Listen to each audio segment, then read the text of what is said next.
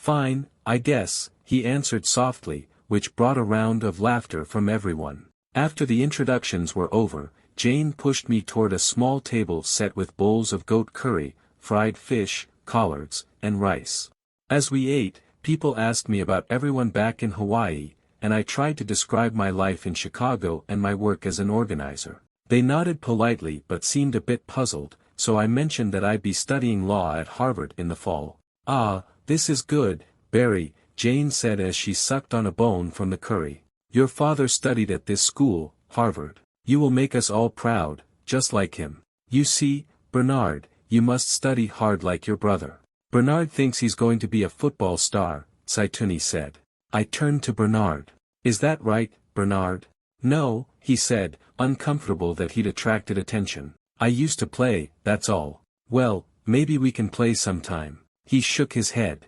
I like to play basketball now, he said earnestly. Like Magic Johnson. The meal smothered some of the initial excitement, and the children turned to a large black and white TV that was showing the munificence of the president. The president opens a school, the president denounces foreign journalists and various communist elements, the president encourages the nation to follow the path of footsteps toward progress. I went with Alma to see the rest of the apartment, which consisted of 2 bedrooms, both jammed from one end to the other with old mattresses. How many people live here? I asked. I'm not sure right now, Alma said. It always changes. Jane doesn't know how to say no to anybody, so any relative who moves to the city or loses a job ends up here. Sometimes they stay a long time. Or they leave their children here. The old man and my mum left Bernard here a lot. Jane practically raised him. Can she afford it? Not really. She has a job as a telephone operator, which doesn't pay so much. She doesn't complain, though. She can't have her own children, so she looks after others. We returned to the living room, and I sank down into an old sofa. In the kitchen, Toni directed the younger women in cleaning the dishes. A few of the children were now arguing about the chocolate I'd brought. I let my eyes wander over the scene, the well-worn furniture, the 2-year-old calendar, the fading photographs, the blue ceramic cherubs that sat on linen doilies. It was just like the apartments in Altgeld, I realized. The same chain of mothers and daughters and children, the same noise of gossip and TV, the perpetual motion of cooking and cleaning and nursing hurts large and small, the same absence of men. We said our goodbyes around 10, promising to visit each and every relative in turn. As we walked to the door, Jane pulled us aside and lowered her voice. You need to take Barry to see your Aunt Sarah, she whispered to Alma. And then to me, Sarah is your father's older sister, the firstborn. She wants to see you very badly. Of course, I said. But why wasn't she here tonight? Does she live far away? Jane looked at Alma, and some unspoken thought passed between them. Come on, Barack, Alma said finally. I'll explain it to you in the car. The roads were empty and slick with rain. Jane is right, Barack, Alma told me as we passed the university. You should go see Sarah. But I won't go with you. Why not? It's this business with the old man's estate. Sarah is one of the people who has disputed the will. She's been telling people that Roy, Bernard, myself, that none of us are the old man's children. Alma sighed. I don't know. A part of me sympathizes with her. She's had a hard life. She never had the chances the old man had, you see, to study or go abroad. It made her very bitter. She thinks that somehow my mum, myself, that we are to blame for her situation. But how much could the old man's estate be worth? Not much. Maybe a small government pension. A piece of worthless land. I try to stay out of it. Whatever is there has probably been spent on lawyers by now. But you see, everyone expected so much from the old man. He made them think that he had everything, even when he had nothing. So now, instead of getting on with their lives, they just wait and argue among themselves, thinking that the old man somehow is going to rescue them from his grave. Bernard's learned this same waiting attitude. You know, he's really smart, Barack, but he just sits around all day doing nothing. He dropped out of school and doesn't have much prospect for finding work. I've told him that I would help him get into some sort of trade school, whatever he wants, just so he's doing something, you know. He'll say okay, but when I ask if he's gotten any applications or talked to the schoolmasters, nothing's been done. Sometimes I feel like, Unless I take every step with him, nothing will happen. Maybe I can help. Yes. Maybe you can talk to him. But now that you're here, coming from America, you're part of the inheritance, you see. That's why Sarah wants to see you so much. She thinks I'm hiding you from her because you're the one with everything. The rain had started up again as we parked the car. A single light bulb jutting from the side of the building sent webbed, liquid shadows across Alma's face. The whole thing gets me so tired, Barack, she said softly. You wouldn't believe how much I missed Kenya when I was in Germany. All I could do was think about getting back home. I thought how I never feel lonely here, and family is everywhere. Nobody sends their parents to an old people's home or leaves their children with strangers. Then I'm here and everyone is asking me for help, and I feel like they are all just grabbing at me and that I'm going to sink. I feel guilty because I was luckier than them. I went to a university. I can get a job. But what can I do, Barack? I'm only one person. I took Alma's hand and we remained in the car for several minutes, listening to the rain as it slackened. You asked me what my dream was, she said finally. Sometimes I have this dream that I will build a beautiful house on our grandfather's land. A big house where we can all stay and bring our families, you see. We could plant fruit trees like our grandfather, and our children would really know the land and speak Luo and learn our ways from the old people. It would belong to them. We can do all that, Alma. She shook her head. Let me tell you what I start thinking then. I think of who will take care of the house if I'm not here. I think, who can I count on to make sure that a leak gets fixed or that the fence gets mended? It's terrible, selfish, I know. All I can do when I think this way is to get mad at the old man because he didn't build this house for us. We are the children, Barack. Why do we have to take care of everyone? Everything is upside down, crazy. I had to take care of myself, just like Bernard. Now I'm used to living my own life, just like a German. Everything is organized. If something is broken, I fix it. If something goes wrong, it's my own fault. If I have it, I send money to the family, and they can do with it what they want, and I won't depend on them, and they won't depend on me. It sounds lonely. Oh, I know, Barack. That's why I keep coming home. That's why I'm still dreaming. After 2 days, I still hadn't recovered my bag. The airline office downtown told us to call the airport, but whenever we tried the lines were always busy. Alma finally suggested that we drive out there ourselves. At the British Airways desk we found 2 young women discussing a nightclub that had just opened. I interrupted their conversation to ask about my bag, and one of them thumbed listlessly through a stack of papers. We have no record of you here, she said. Please check again. The woman shrugged. If you wish, you can come back tonight at midnight. A flight from Johannesburg comes in at that time. I was told my bag would be delivered to me. I'm sorry, but I have no record of your bag here. If you like, you can fill out another form. Is Miss Amaro here? She dash. Amaro is on vacation. Alma bumped me aside. Who else can we talk to here, since you don't seem to know anything? Go downtown if you want to talk to someone else, the woman said curtly before returning to her conversation. Alma was still muttering under her breath when we stepped into the British Airways downtown office. It was in a high-rise building whose elevators announced each floor electronically in crisp Victorian tones. A receptionist sat beneath photographs of lion cubs and dancing children. She repeated that we should check the airport. Let me talk to the manager, I said, trying not to shout. I'm sorry, but Mr. Maduri is in a meeting. Look, miss, we have just come from the airport. They told us to come here. 2 days ago I was told my bag would be delivered. Now I'm told that no one even knows it's missing. I stopped in mid-sentence.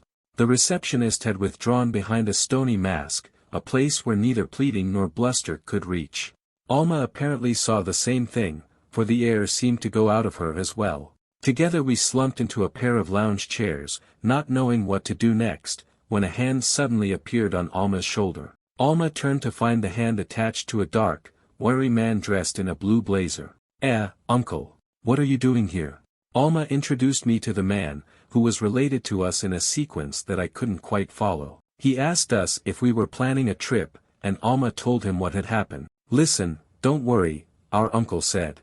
Maduri, he is a good friend of mine. In fact, just now I am about to have lunch with him. Our uncle turned crossly to the receptionist, who had been watching our conversation with considerable interest. "Mr. Maduri already knows you are here," she said, smiling. Mr. Maduri turned out to be a heavy-set man with a bulbous nose and a raspy voice. After we had repeated our story, he immediately picked up the phone. "Hello. Yes, this is Maduri. Who is this? Listen, I have Mr. Obama here who is looking for his luggage." "Yes, Obama. He has been expecting his bag for some time now." "What?" "Yes, look now, please." A few minutes later the phone rang. "Yes, okay, send it to." He relayed Alma's office address, then hung up the phone and told us that the bag would be delivered there that same afternoon. "Call me if you have any more problems," he said. We thanked both men profusely and immediately excused ourselves, worried that our luck might change at any moment. Downstairs, I stopped in front of a large photograph of Kenyatta that was hanging in an office window. His eyes dazzled with confidence and cunning, his powerful, bejeweled hand clutched the carved staff of a Kikuyu chieftain. Alma came and stood beside me. "That's where it all starts," she said. "The big man. Then his assistant, or his family, or his friend, or his tribe. It's the same whether you want a phone, or a visa, or a job.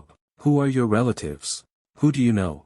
If you don't know somebody, you can forget it." That's what the old man never understood, you see. He came back here thinking that because he was so educated and spoke his proper English and understood his charts and graphs everyone would somehow put him in charge. He forgot what holds everything together here. He was lost, I said quietly. Walking back to the car, I remembered a story Alma had told me about the old man after his fall from grace.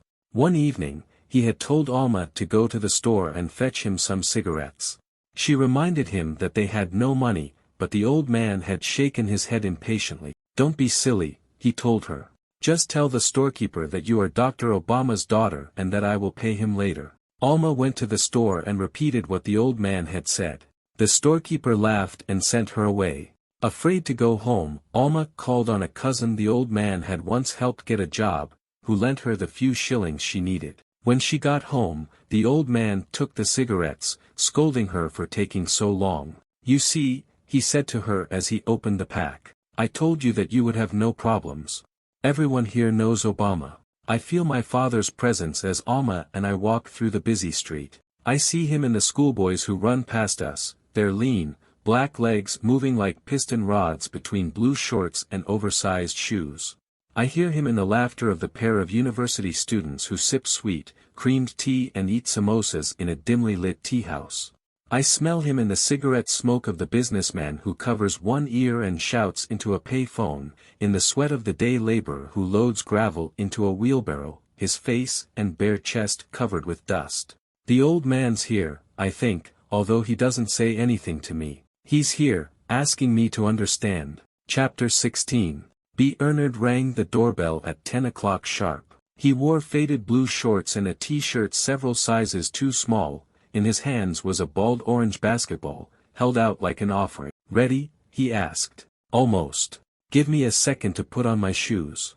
He followed me into the apartment and stepped over to the desk where I had been working. "You've been reading again, Barry," he said, shaking his head. "Your woman will get bored with you, always spending time with books."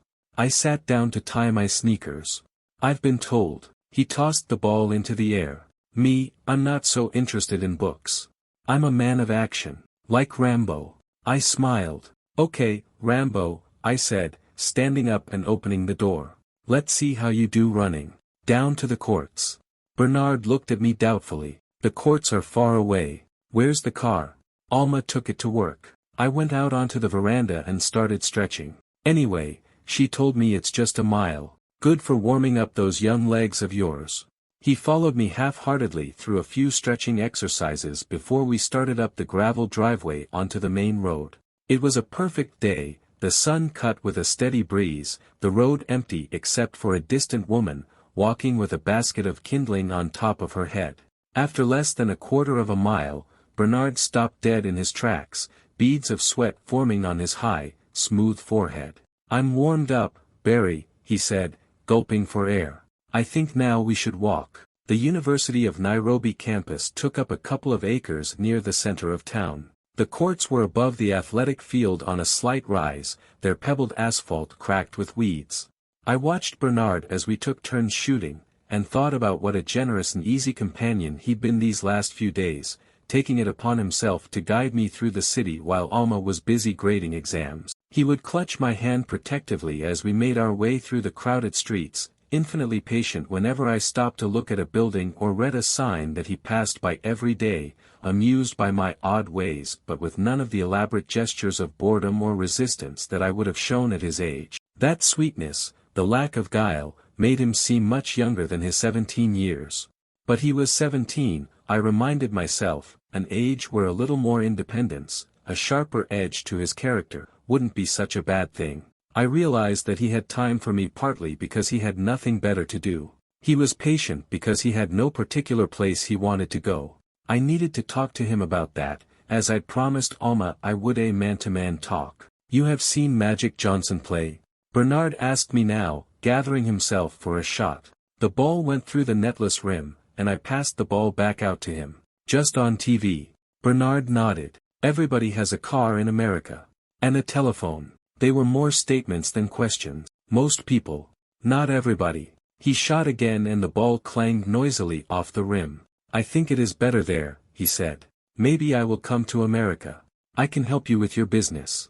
"I don't have a business right now. Maybe after I finish law school. It must be easy to find work." "Not for everybody. Actually, lots of people have a tough time in the States. Black people especially." He held the ball. "Not as bad as here." We looked at each other, and I tried to picture the basketball courts back in the States. The sound of gunshots nearby, a guy peddling nickel hits in the stairwell, that was one picture. The laughter of boys playing in their suburban backyard, their mother calling them in for lunch. That was true, too. The two pictures collided, leaving me tongue-tied. Satisfied with my silence, Bernard returned to his dribbling. When the sun became too strong, we walked to an ice cream parlor a few blocks from the university. Bernard ordered a chocolate sundae and began eating methodically, measuring out the ice cream half a teaspoon at a time. I lit a cigarette and leaned back in my chair. "Alma tells me that you're thinking about trade school," I said. He nodded, his expression non-committal. "What kind of courses are you interested in?" "I don't know." He dipped his spoon in his sundae and thought for a moment. "Maybe auto mechanics." "Yes, I think auto mechanics is good. Have you tried to get into some sort of program?" "No, not really." He stopped to take another bite. "You must pay fees." "How old are you now, Bernard?" 17, he said cautiously. 17. I nodded, blowing smoke at the ceiling. "You know what that means, don't you? It means you're almost a man. Somebody with responsibilities. To your family. To yourself. What I'm trying to say is, it's time you decided on something that interested you. Could be auto mechanics. Could be something else. But whatever it is, you're gonna have to set some goals and follow through. Alma and I can help you with school fees, but we can't live your life for you. You've got to put in some effort. You understand?" Bernard nodded. "I understand." We both sat in silence for a while, watching Bernard's spoon twirl through the now liquid mess. I began to imagine how hollow my words must be sounding to this brother of mine, whose only fault was having been born on the wrong side of our father's cloven world. He didn't resent me for this, it seemed. Not yet. Only he must have been wondering why I was pretending that my rules somehow applied to him. All he wanted was a few tokens of our relationship: Bob Marley cassettes, maybe my basketball shoes once I was gone. So little to ask for, and yet anything else that I offered, advice, scoldings, my ambitions for him would seem even less. I stamped out my cigarette and suggested we get going. As we stepped into the street, Bernard draped his arm over my shoulder. "It's good to have a big brother around," he said before waving goodbye and vanishing into the crowd. "What is a family? Is it just a genetic chain, parents and offspring, people like me? Or is it a social construct, an economic unit, optimal for child rearing and divisions of labor? Or is it something else entirely, a store of shared memories, say, an ambit of love, a reach across the void?" I could list various possibilities. But I'd never arrived at a definite answer, aware early on that, given my circumstances, such an effort was bound to fail. Instead, I drew a series of circles around myself, with borders that shifted as time passed and faces changed but that nevertheless offered the illusion of control. An inner circle, where love was constant and claims unquestioned, then a second circle, a realm of negotiated love, commitments freely chosen. And then a circle for colleagues, acquaintances, the cheerful gray-haired lady who rang up my groceries back in Chicago. Until the circle finally widened to embrace a nation or a race, or a particular moral course, and the commitments were no longer tied to a face or a name but were actually commitments I'd made to myself. In Africa, this astronomy of mine almost immediately collapsed. For family seemed to be everywhere, in stores, at the post office, on streets and in the parks, all of them fussing and fretting over Obama's long-lost son. If I mentioned in passing that I needed a notebook or shaving cream, I could count on one of my aunts to insist that she take me to some far-off corner of Nairobi to find the best bargains, no matter how long the trip took or how much it might inconvenience her. Ah, Barry, what is more important than helping my brother's son? If a cousin discovered, much to his distress, that Alma had left me to fend for myself, he might walk the 2 miles to Alma's apartment on the off chance that I was there and needed company. Ah, Barry, why didn't you call on me? Come, I will take you to meet some of my friends.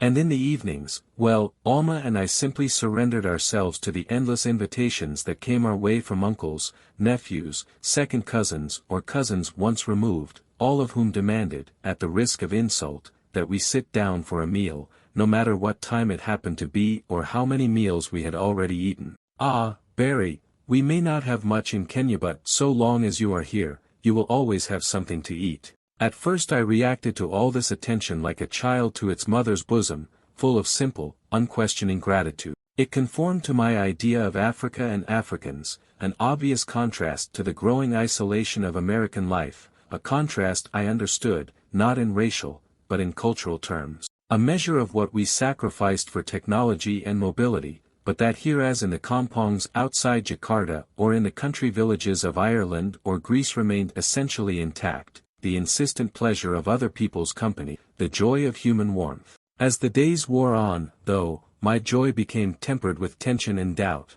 Some of it had to do with what Alma had talked about that night in the car, an acute awareness of my relative good fortune, and the troublesome questions such good fortune implied. Not that our relatives were suffering, exactly. Both Jane and Saituni had steady jobs, Kezia made do selling cloth in the markets. If cash got too short, the children could be sent up country for a time. That's where another brother, ABO, was staying, I was told, with an uncle in Kenda Bay, where there were always chores to perform, food on the table and a roof over one's head. Still, the situation in Nairobi was tough and getting tougher. Clothes were mostly second-hand, a doctor's visit reserved for the direst emergency. Almost all the family's younger members were unemployed, including the 2 or 3 who had managed, against stiff competition, to graduate from one of Kenya's universities. If Jane or Saituni ever fell ill, if their companies ever closed or laid them off, there was no government safety net. There was only family, next of kin, people burdened by similar hardship. Now I was family, I reminded myself, now I had responsibilities. But what did that mean exactly? Back in the States, I'd been able to translate such feelings into politics, organizing, a certain self-denial. In Kenya, these strategies seemed hopelessly abstract, even self-indulgent. A commitment to black empowerment couldn't help find Bernard a job. A faith in participatory democracy couldn't buy Jane a new set of sheets. For the first time in my life, I found myself thinking deeply about money, my own lack of it, the pursuit of it, the crude but undeniable peace it could buy. A part of me wished I could live up to the image that my new relatives imagined for me, a corporate lawyer, an American businessman, my hand poised on the spigot, ready to rain down like manna the largesse of the Western world. But of course I wasn't either of those things. Even in the States, wealth involved trade-offs for those who weren't born to it, the same sorts of trade-offs that I could see Alma now making as she tried, in her own way, to fulfill the family's expectations. She was working 2 jobs that summer, teaching German classes to Kenyan businessmen along with her job at the university. With the money she saved, she wanted not only to fix up Granny's house in Alego but also to buy a bit of land around Nairobi, something that would appreciate in value, a base from which to build. She had plans, schedules, budgets, and deadlines, all the things she'd learned were required to negotiate a modern world. The problem was that her schedules also meant begging off from family affairs, her budgets meant saying no to the constant requests for money that came her way. And when this happened, when she insisted on going home before Jane served dinner because things had started 2 hours late, or when she refused to let 8 people pile into her VW because it was designed for 4 and they would tear up the seats, the looks of unspoken hurt, barely distinguishable from resentment, would flash across the room. Her restlessness, her independence, her constant willingness to project into the future, all of this struck the family as unnatural somehow. Unnatural, and un-African. It was the same dilemma that old Frank had posed to me the year I left Hawaii, the same tensions that certain children in Altgeld might suffer if they took too much pleasure in doing their schoolwork, the same perverse survivor's guilt that I could expect to experience if I ever did try to make money and had to pass the throngs of young black men on the corner as I made my way to a downtown office. Without power for the group, a group larger, even, than an extended family, our success always threatened to leave others behind. And perhaps it was that fact that left me so unsettled, the fact that even here, in Africa, the same maddening patterns still held sway, that no one here could tell me what my blood ties demanded or how those demands could be reconciled with some larger idea of human association. It was as if we, Alma, Roy, Bernard, and I were all making it up as we went along. As if the map that might have once measured the direction and force of our love, the code that would unlock our blessings, had been lost long ago, buried with the ancestors beneath a silent earth. Toward the end of my first week in Nairobi, Toni took me to visit our other aunt, Sarah. Alma had remained unwilling to go, but because it turned out that her mechanic lived near Sarah, she offered to give us a ride to her garage. From there, she said, we could travel by foot. On Saturday morning, Alma and I picked up Toni and headed east, past cinder-block apartments and dry, garbage-strewn lots, until we finally came to the rim of a wide valley known as Mathar.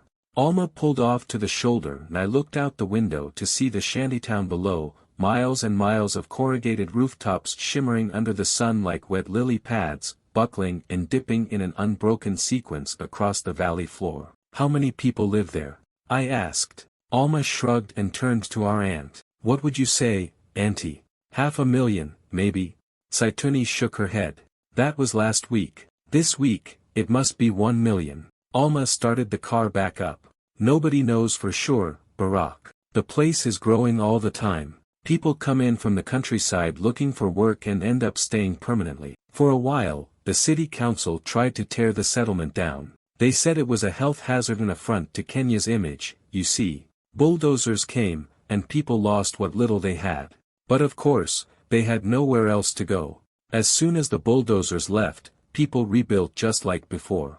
We came to a stop in front of a slanting tin shed where a mechanic and several apprentices emerged to look Alma's car over. Promising to be back in an hour, Toni and I left Alma at the garage and began our walk down a wide, unpaved road. It was already hot, the road bereft of shade. On either side were rows of small hovels, their walls a patchwork of wattle, mud, pieces of cardboard, and scavenged plywood. They were neat, though, the packed earth in front of each home cleanly swept, and everywhere we could see tailors and shoe repairers and furniture makers plying their trades out of roadside stalls, and women and children selling vegetables from wobbly wood tables.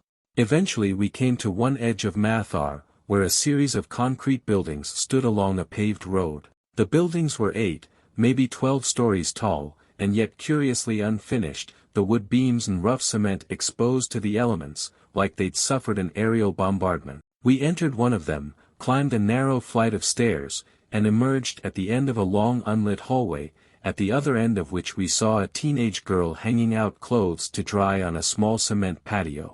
Toni went to talk to the girl, who led us wordlessly to a low, scuffed door.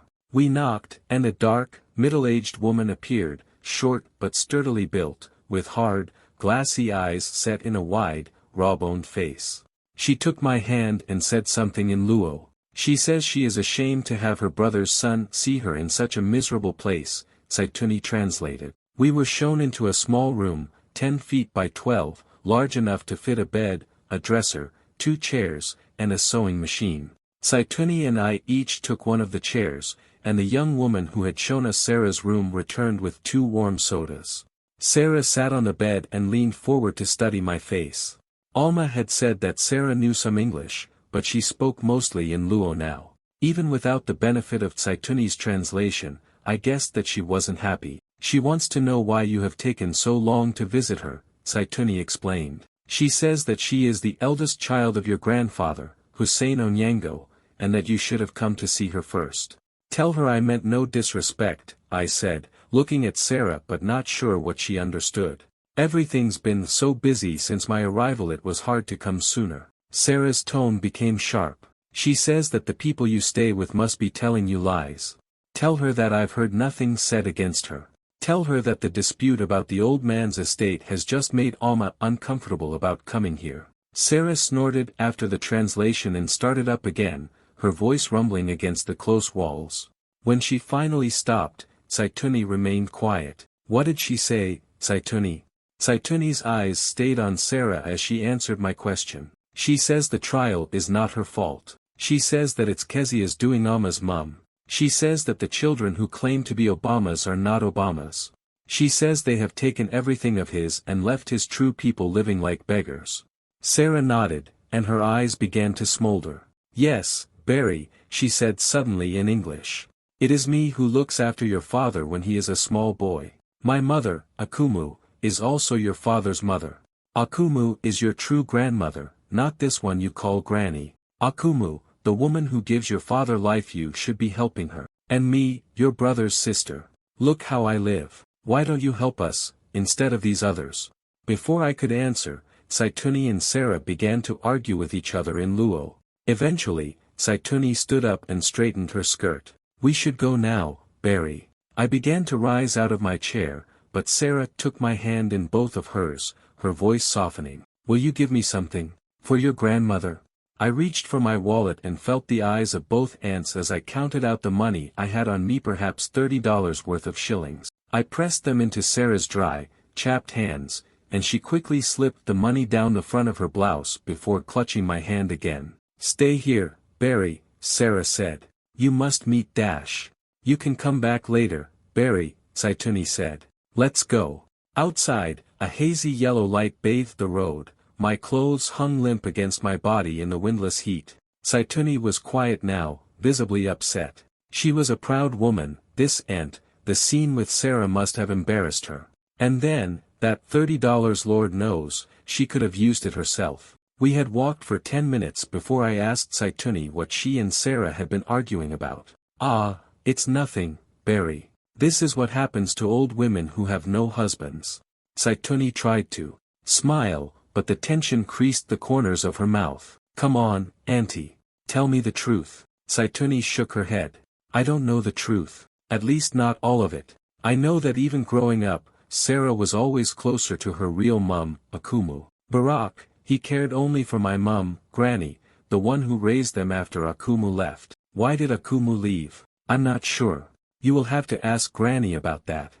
Toni signaled for us to cross the street, then resumed talking. You know, your father and Sarah were actually very similar, even though they did not always get along. She was smart like him. And independent. She used to tell me, when we were children, that she wanted to get an education so that she would not have to depend on any man. That's why she ended up married to 4 different husbands. None of them lasted.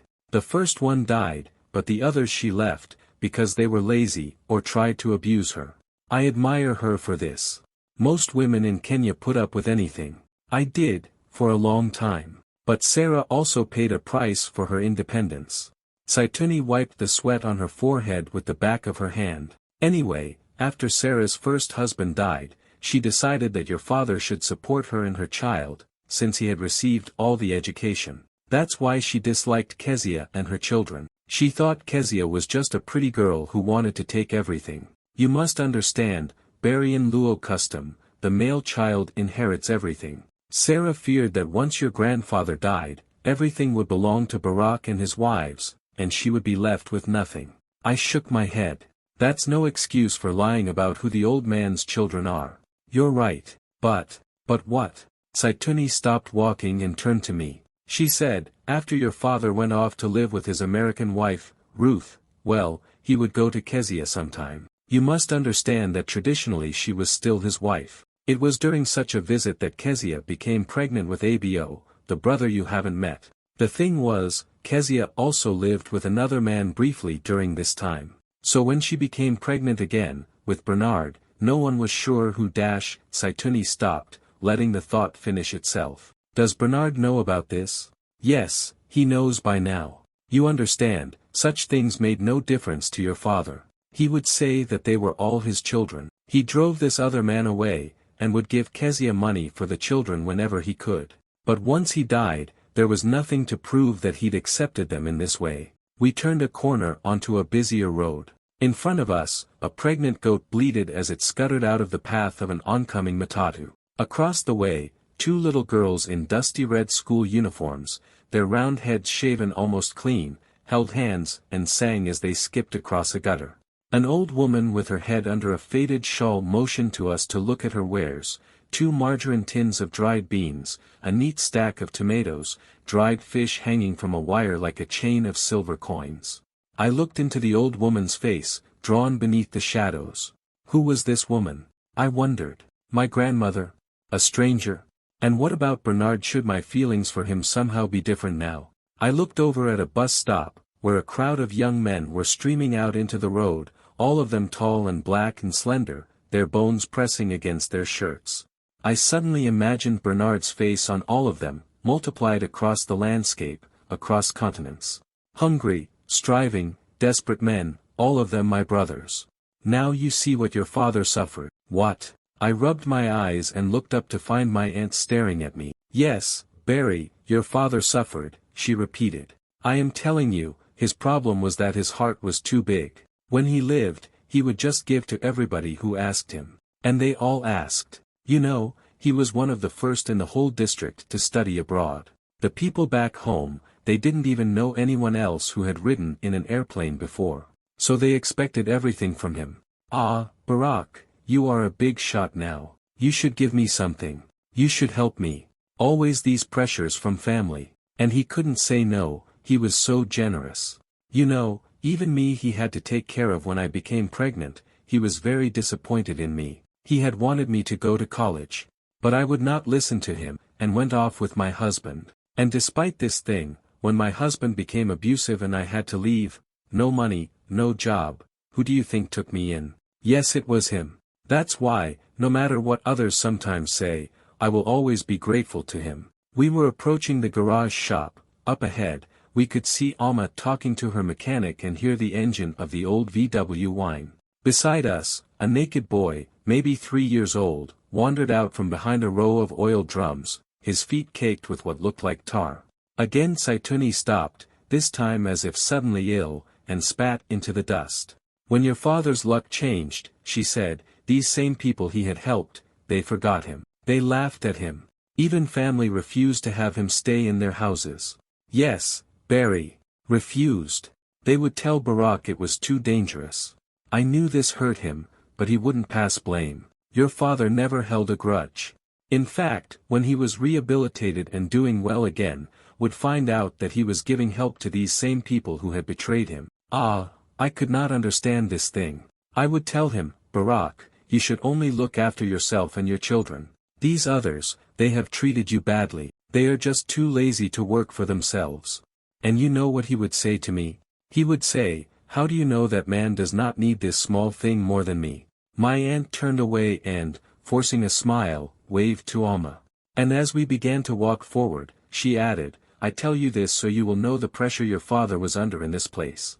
So you don't judge him too harshly, and you must learn from his life. If you have something, then everyone will want a piece of it. So you have to draw the line somewhere. If everyone is family, no one is family. Your father, he never understood this, I think. I remember a conversation I had once in Chicago when I was still organizing. It was with a woman who'd grown up in a big family in rural Georgia. 5 brothers and 3 sisters, she had told me, all crowded under a single roof. She told me about her father's ultimately futile efforts to farm his small plot of land, her mother's vegetable garden, the 2 pigs they kept penned out in the yard, and the trips with her siblings to fish the murky waters of a river nearby. Listening to her speak, I began to realize that 2 of the 3 sisters she'd mentioned had actually died at birth, but that in this woman's mind they had remained with her always, spirits with names and ages and characters, 2 sisters who accompanied her while she walked to school or did chores, who soothed her cries and calmed her fears. For this woman, family had never been a vessel just for the living. The dead, too, had their claims, their voices shaping the course of her dreams. So now it was for me. I remember how, a few days after my visit to Sarah's, Alma and I happened to run into an acquaintance of the old man's outside Barclays Bank. I could tell that Alma didn't remember his name, so I held out my hand and introduced myself. The man smiled and said, My, you have grown so tall. How's your mother? And your brother Mark, has he graduated from university yet? At first I was confused. Did I know this person? And then Alma explained in a low voice that no, I was a different brother, Barack, who grew up in America, the child of a different mother. David had passed away. And then the awkwardness on all sides, the man nodding his head, I'm sorry, I didn't know, but taking another look at me, as if to make sure what he'd heard was true, Alma trying to appear as if the situation, while sad, was somehow the normal stuff of tragedy, me standing to the side, wondering how to feel after having been mistaken for a ghost. Later, back in her apartment, I asked Alma when she had last seen Mark and Ruth. She leaned her head against my shoulder and looked up at the ceiling. David's funeral, she said. Although by then they had stopped speaking to us for a long time. Why? I told you that Ruth's divorce from the old man was very bitter. After they separated, she married a Tanzanian and had Mark and David take his name. She sent them to an international school, and they were raised like foreigners. She told them that they should have nothing to do with our side of the family. Alma sighed. I don't know. Maybe because he was older, Mark came to share Ruth's attitudes and had no contact with us after that. But for some reason, once David was a teenager, he began to rebel against Ruth. He told her he was an African, and started calling himself Obama. Sometimes he would sneak off from school to visit the old man and the rest of the family, which is how we got to know him. He became everybody's favorite. He was so sweet, you know, and funny, even if he was sometimes too wild. Ruth tried to enroll him in a boarding school, hoping it would settle him down. But David ended up running away instead. Nobody saw him for months. Then Roy happened to bump into him outside a rugby match. He was dirty, thin, begging money from strangers. He laughed when he saw Roy, and bragged about his life on the streets, hustling bang with his friends. Roy told him to go home, but he refused, so Roy took David to his own apartment, sending word to Ruth that her son was safe and staying with him. When Ruth heard this, she was relieved but also furious. She begged David to come back, but when he again refused, she tacitly accepted the arrangement with Roy, hoping that eventually David would change his mind. Alma sipped on her tea. That's when David died, while he was living with Roy. His death broke everybody's heart, Roy's especially. The 2 of them were really close, you see, but Ruth never understood that. She thought we had corrupted David, stolen her baby away, and I don't think she's ever forgiven us for it. I decided to stop talking about David after that. I could tell that Alma found the memories too painful. But only a few days later, Alma and I came home to find a car waiting for us outside the apartment. The driver, a brown-skinned man with a prominent Adam's apple, handed Alma a note. What is it? I asked. It's an invitation from Ruth, she said. Mark's back from America for the summer. She wants to have us over for lunch. Do you want to go? Alma shook her head, a look of disgust on her face. Ruth knows I've been here almost 6 months now. She doesn't care about me. The only reason she's invited us is because she's curious about you. She wants to compare you to Mark. I think maybe I should go, I said quietly. Alma looked at the note again, then handed it back to the driver and said something to him in Swahili. We'll both go, she said, and walked into the apartment. Ruth lived in Westlands, an enclave of expensive homes set off by wide lawns and well-tended hedges, each one with a sentry post manned by brown uniformed guards. It was raining as we drove toward her house, sending a soft, gentle spray through the big, leafy trees. The coolness reminded me of the streets around Punahou, Manoa, Tantalus, the streets where some of my wealthier classmates had lived back in Hawaii. Staring out Alma's car window, I thought back to the envy I'd felt toward those classmates whenever they invited me over to play in their big backyards or swim in their swimming pools. And along with that envy, a different impression, the sense of quiet desperation those big, pretty houses seemed to contain. The sound of someone's sister crying softly behind the door. The sight of a mother sneaking a tumbler of gin in mid-afternoon. The expression on a father's face as he sat alone in his den, his features clenched as he flicked between college football games on TV. An impression of loneliness that perhaps wasn't true, perhaps was just a projection of my own heart, but that, either way, had made me want to run, just as, an ocean away, David had run, back into the marketplace and noisy streets, back into disorder and the laughter disorder produced, back into the sort of pain a boy could understand. We came to one of the more modest houses on the block and parked along the curve of a looping driveway. A white woman with a long jaw and graying hair came out of the house to meet us. Behind her was a black man of my height and complexion with a bushy afro and horn-rimmed glasses. Come in, Ruth said. The four of us shook hands stiffly and entered a large living room, where a balding, older black man in a safari jacket was bouncing a young boy on his lap. This is my husband, Ruth said, and this is Mark's little brother, Joey. Hey, Joey, I said, bending down to shake his hand. He was a beautiful boy, with honey-colored skin and 2 front teeth missing. Ruth tousled the boy's big curls, then looked at her husband and said, "Weren't you two on your way to the club?" Yes, the man said, standing up. "Come on, Joey, it was nice to meet you both." The boy stood fast, staring up at Alma and me with a bright, curious smile until his father finally picked him up and carried him out the door. "Well, here we are," Ruth said, leading us to the couch and pouring lemonade. "I must say it was quite a surprise to find out you were here, Barry. I told Mark that we just had to see how this other son of Obama's turned out. Your name is Obama, isn't it? But your mother remarried. I wonder why she had you keep your name." I smiled as if I hadn't understood the question. "So, Mark," I said, turning to my brother, "I hear you're at Berkeley." "Stanford," he corrected. His voice was deep, his accent perfectly American. "I'm in my last year of the physics program there." "It must be tough," Alma offered. Mark shrugged. "Not really. Don't be so modest, dear," Ruth said. "The things Mark studies are so complicated only a handful of people really understand it all." She patted Mark on the hand, then turned to me. "And Barry, I understand you'll be going to Harvard, just like Obama. You must have gotten some of his brains. Hopefully not the rest of him, though. You know Obama was quite crazy, don't you? The drinking made it worse. Did you ever meet him?" "Obama, I mean. Only once. When I was 10. "Well, you were lucky then. It probably explains why you're doing so well." That's how the next hour passed, with Ruth alternating between stories of my father's failure and stories of Mark's accomplishments. Any questions were directed exclusively to me, leaving Alma to fiddle silently with Ruth's lasagna. I wanted to leave as soon as the meal was over, but Ruth suggested that Mark show us the family album while she brought out the dessert. "I'm sure they're not interested, Mother," Mark said. "Of course they're interested," Ruth said. Then, her voice oddly distant, "There are pictures of Obama. From when he was young." We followed Mark to the bookcase, and he pulled down a large photo album. Together we sat on the couch, slowly thumbing through laminate pages. Alma and Roy, dark and skinny and tall, all legs and big eyes, holding the 2 smaller children protectively in their arms.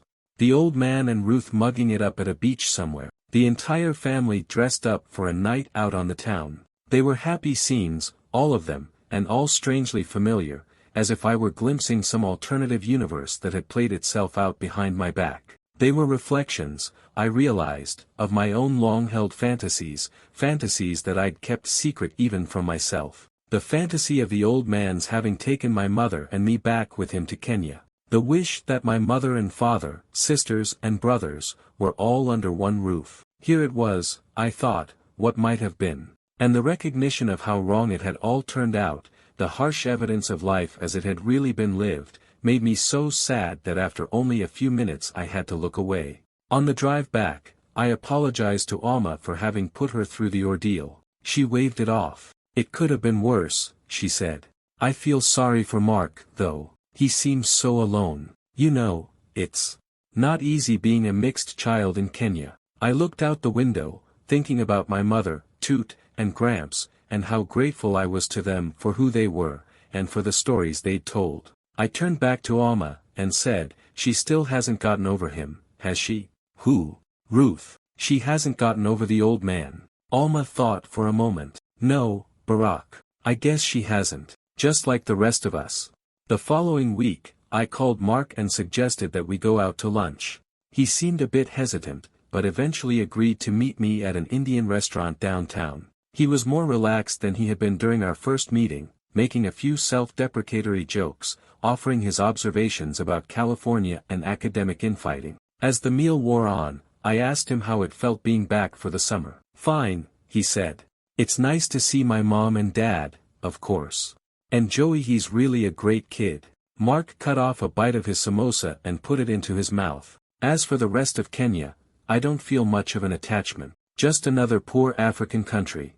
You don't ever think about settling here? Mark took a sip from his Coke. No, he said. I mean, there's not much work for a physicist, is there, in a country where the average person doesn't have a telephone? I should have stopped then, but something, the certainty in this brother's voice, maybe, or our rough resemblance, like looking into a foggy mirror, made me want to push harder. I asked, don't you ever feel like you might be losing something? Mark put down his knife and fork, and for the first time that afternoon his eyes looked straight into mine. I understand what you're getting at, he said flatly. You think that somehow I'm cut off from my roots. That sort of thing. He wiped his mouth and dropped the napkin onto his plate. Well, you're right. At a certain point, I made a decision not to think about who my real father was. He was dead to me even when he was still alive. I knew that he was a drunk and showed no concern for his wife or children. That was enough. It made you mad. Not mad. Just numb. And that doesn't bother you? Being numb, I mean. Towards him, no. Other things move me. Beethoven's symphonies. Shakespeare's sonnets. I know, it's not what an African is supposed to care about. But who's to tell me what I should and shouldn't care about? Understand, I'm not ashamed of being half Kenyan. I just don't ask myself a lot of questions about what it all means. About who I really am. He shrugged. I don't know. Maybe I should. I can acknowledge the possibility that if I looked more carefully at myself, I would. For the briefest moment I sensed Mark hesitate, like a rock climber losing his footing. Then, almost immediately, he regained his composure and waved for the check. Who knows, he said. What's certain is that I don't need the stress. Life's hard enough without all that excess baggage. We stood up to leave, and I insisted on paying the bill. Outside we exchanged addresses and promised to write, with a dishonesty that made my heart ache. When I got home, I told Alma how the meeting had gone. She looked away for a moment, then broke out with a short, bitter laugh. What's so funny?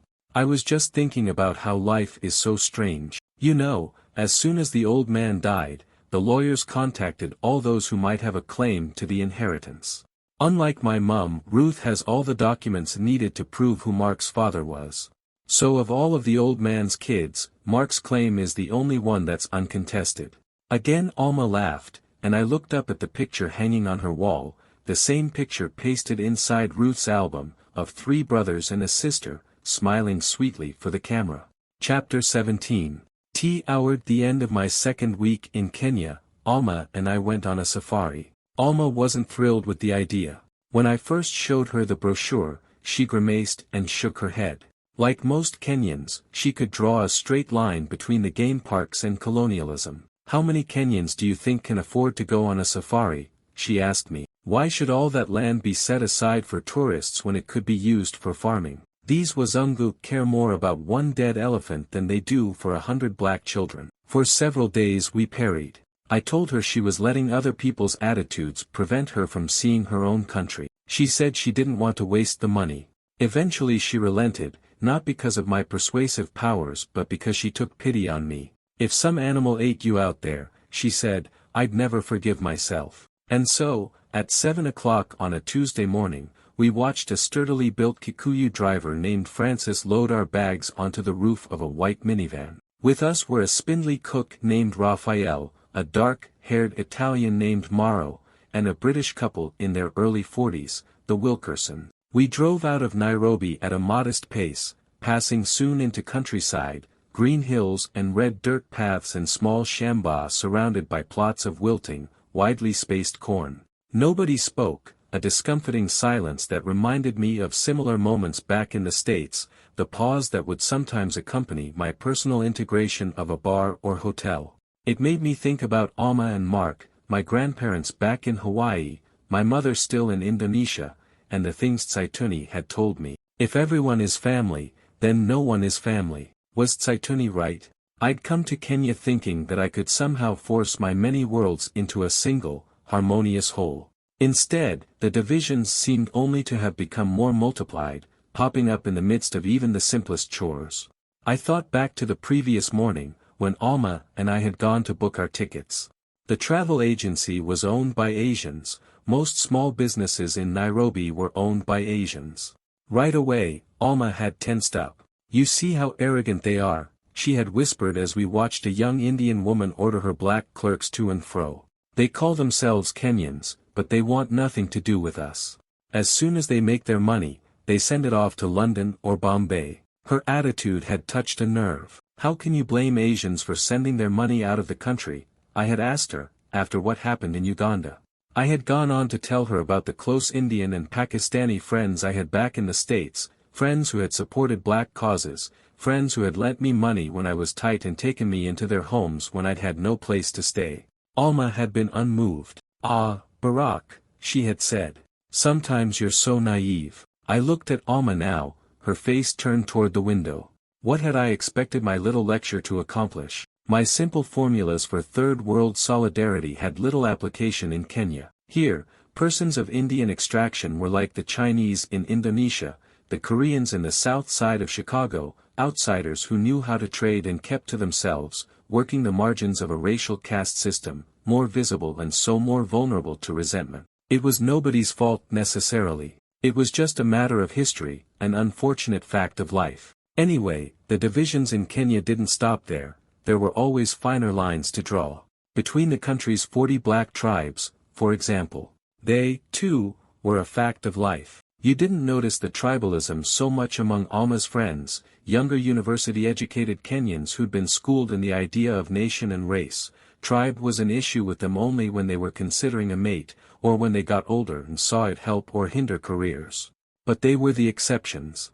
Most Kenyans still worked with older maps of identity, more ancient loyalties. Even Jane or Tsaituni could say things that surprised me. "The Luo are intelligent but lazy," they would say. Or, "The Kikuyu are money-grubbing but industrious." Or, "The Kalenjins, well, you can see what's happened to the country since they took over." Hearing my aunts traffic in such stereotypes, I would try to explain to them the error of their ways. "It's thinking like that that holds us back," I would say. "We're all part of one tribe. The black tribe. The human tribe. Look what tribalism has done to places like Nigeria or Liberia." And Jane would say, "Ah, those West Africans are all crazy anyway. You know they used to be cannibals, don't you?" And Tsaituni would say, "You sound just like your father, Barry. He also had such ideas about people."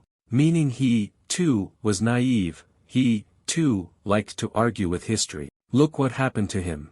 The van suddenly came to a stop, shaking me out of my reverie. We were in front of a small shamba, and our driver, Francis, asked us all to stay put. A few minutes later, he emerged from the house with a young African girl, maybe 12 or 13, who was dressed in jeans and a neatly pressed blouse and carried a small duffel bag. Francis helped her into the back and pointed to the seat next to Alma.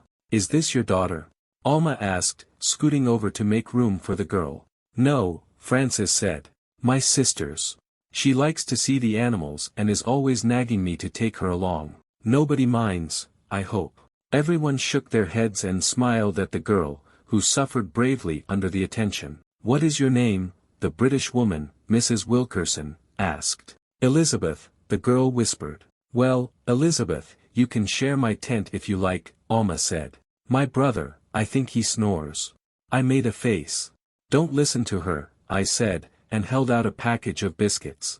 Elizabeth took one and nibbled neatly around its edges. Alma reached for the bag and turned to Mauro. "Want some?" she asked. The Italian smiled and took one, before Alma passed them around to the others. We followed the road into cooler hills, where women walked barefoot carrying firewood and water and small boys switched at donkeys from their rickety carts. Gradually the shambah became less frequent, replaced by tangled bush and forest, until the trees on our left dropped away without warning and all we could see was the wide open sky. "The Great Rift Valley," Francis announced.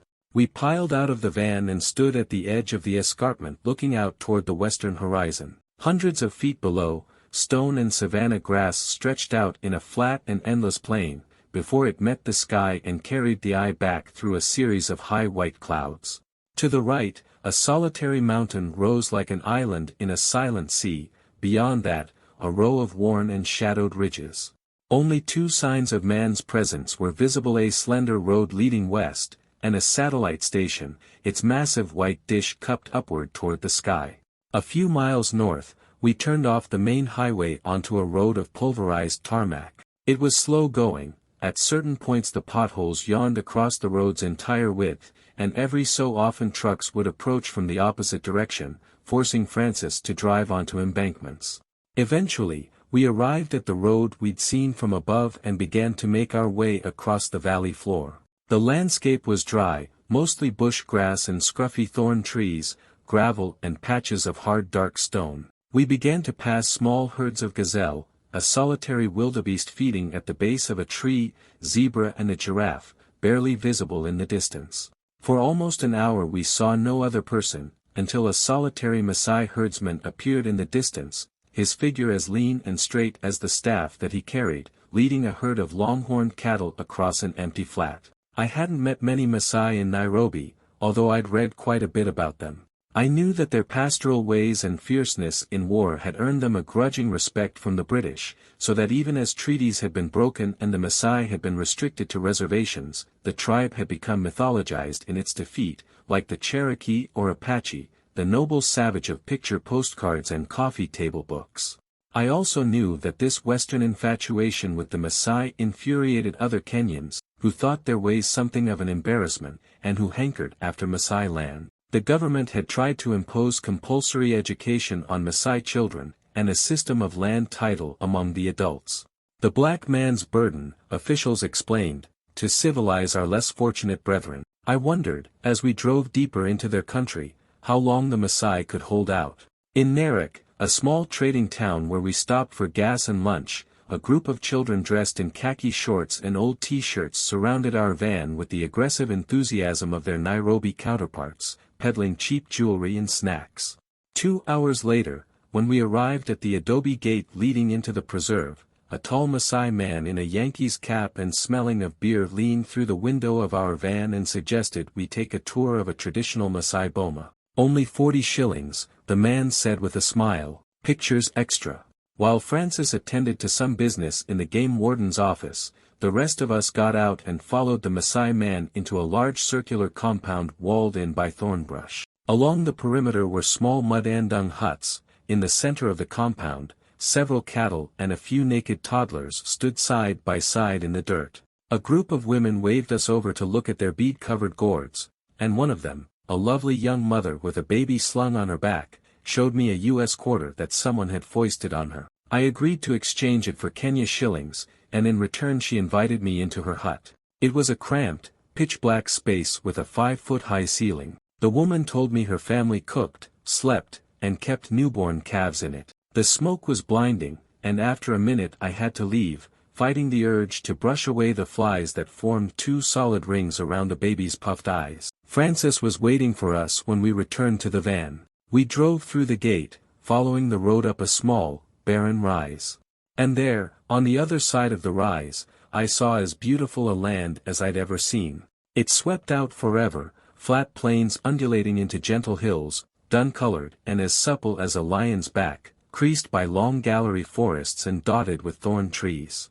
To our left, a huge herd of zebra, ridiculously symmetrical in their stripes, harvested the wheat-colored grass. To our right, a troop of gazelle leaped into bush. And in the center, thousands of wildebeest, with mournful heads and humped shoulders that seemed too much for their slender legs to carry. Francis began to inch the van through the herd, and the animals parted before us, then merged in our wake like a school of fish, their hoofs beating against the earth like a wave against the shore. I looked over at Alma.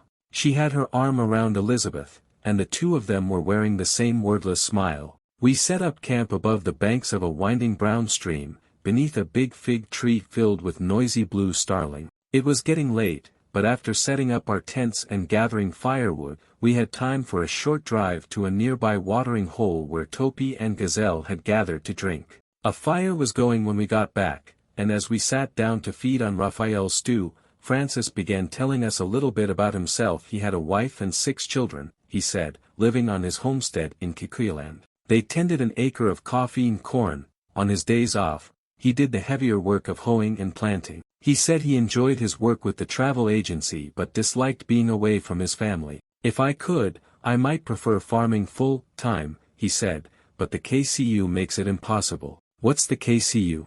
I asked. The Kenyan Coffee Union. They are thieves. They regulate what we can plant and when we can plant it. I can only sell my coffee to them, and they sell it overseas. They say to us that prices are dropping, but I know they still get 100 times what they pay to me. The rest goes where? Francis shook his head with disgust.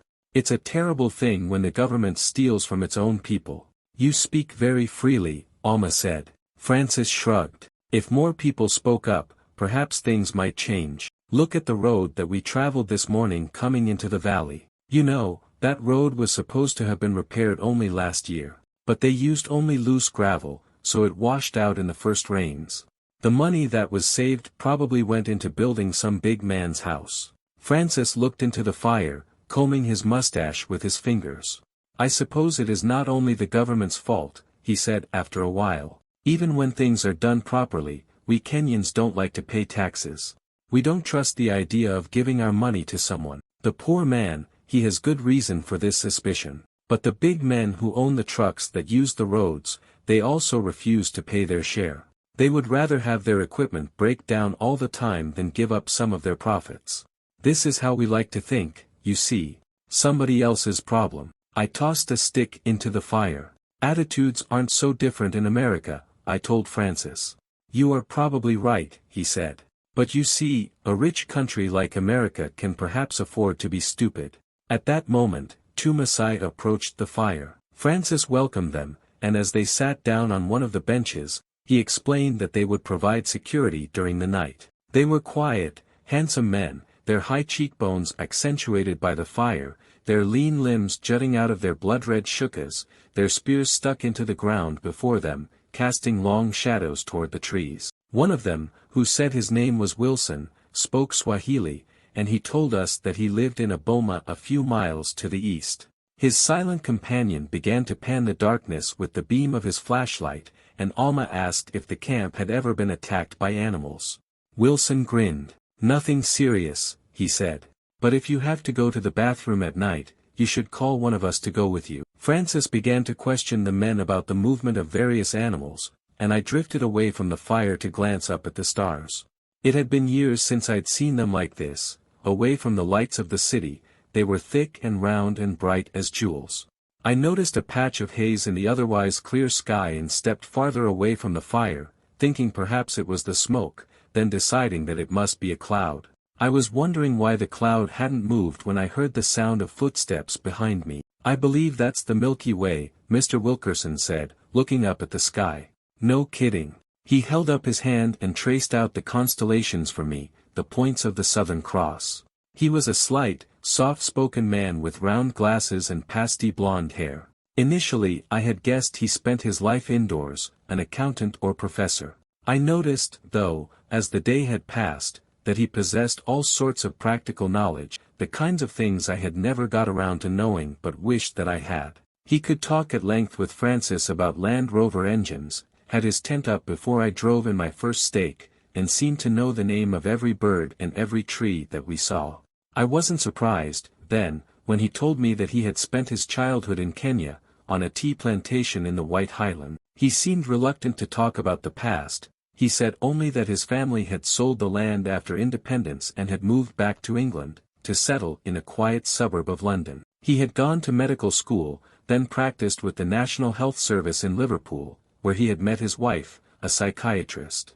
After a few years, he had convinced her to return with him to Africa. They had decided against living in Kenya, where there was a surplus of doctors relative to the rest of the continent, and instead settled on Malawi, where they both had worked under government contract for the past 5 years. I oversee 8 doctors for a region with a population of 500,000, he told me now. We never have enough supplies. At least half of what the government purchases ends up on the black market, so we can only focus on the basic, which in Africa is really what's needed anyway. People die from all sorts of preventable disease. Dysentery, chicken pox.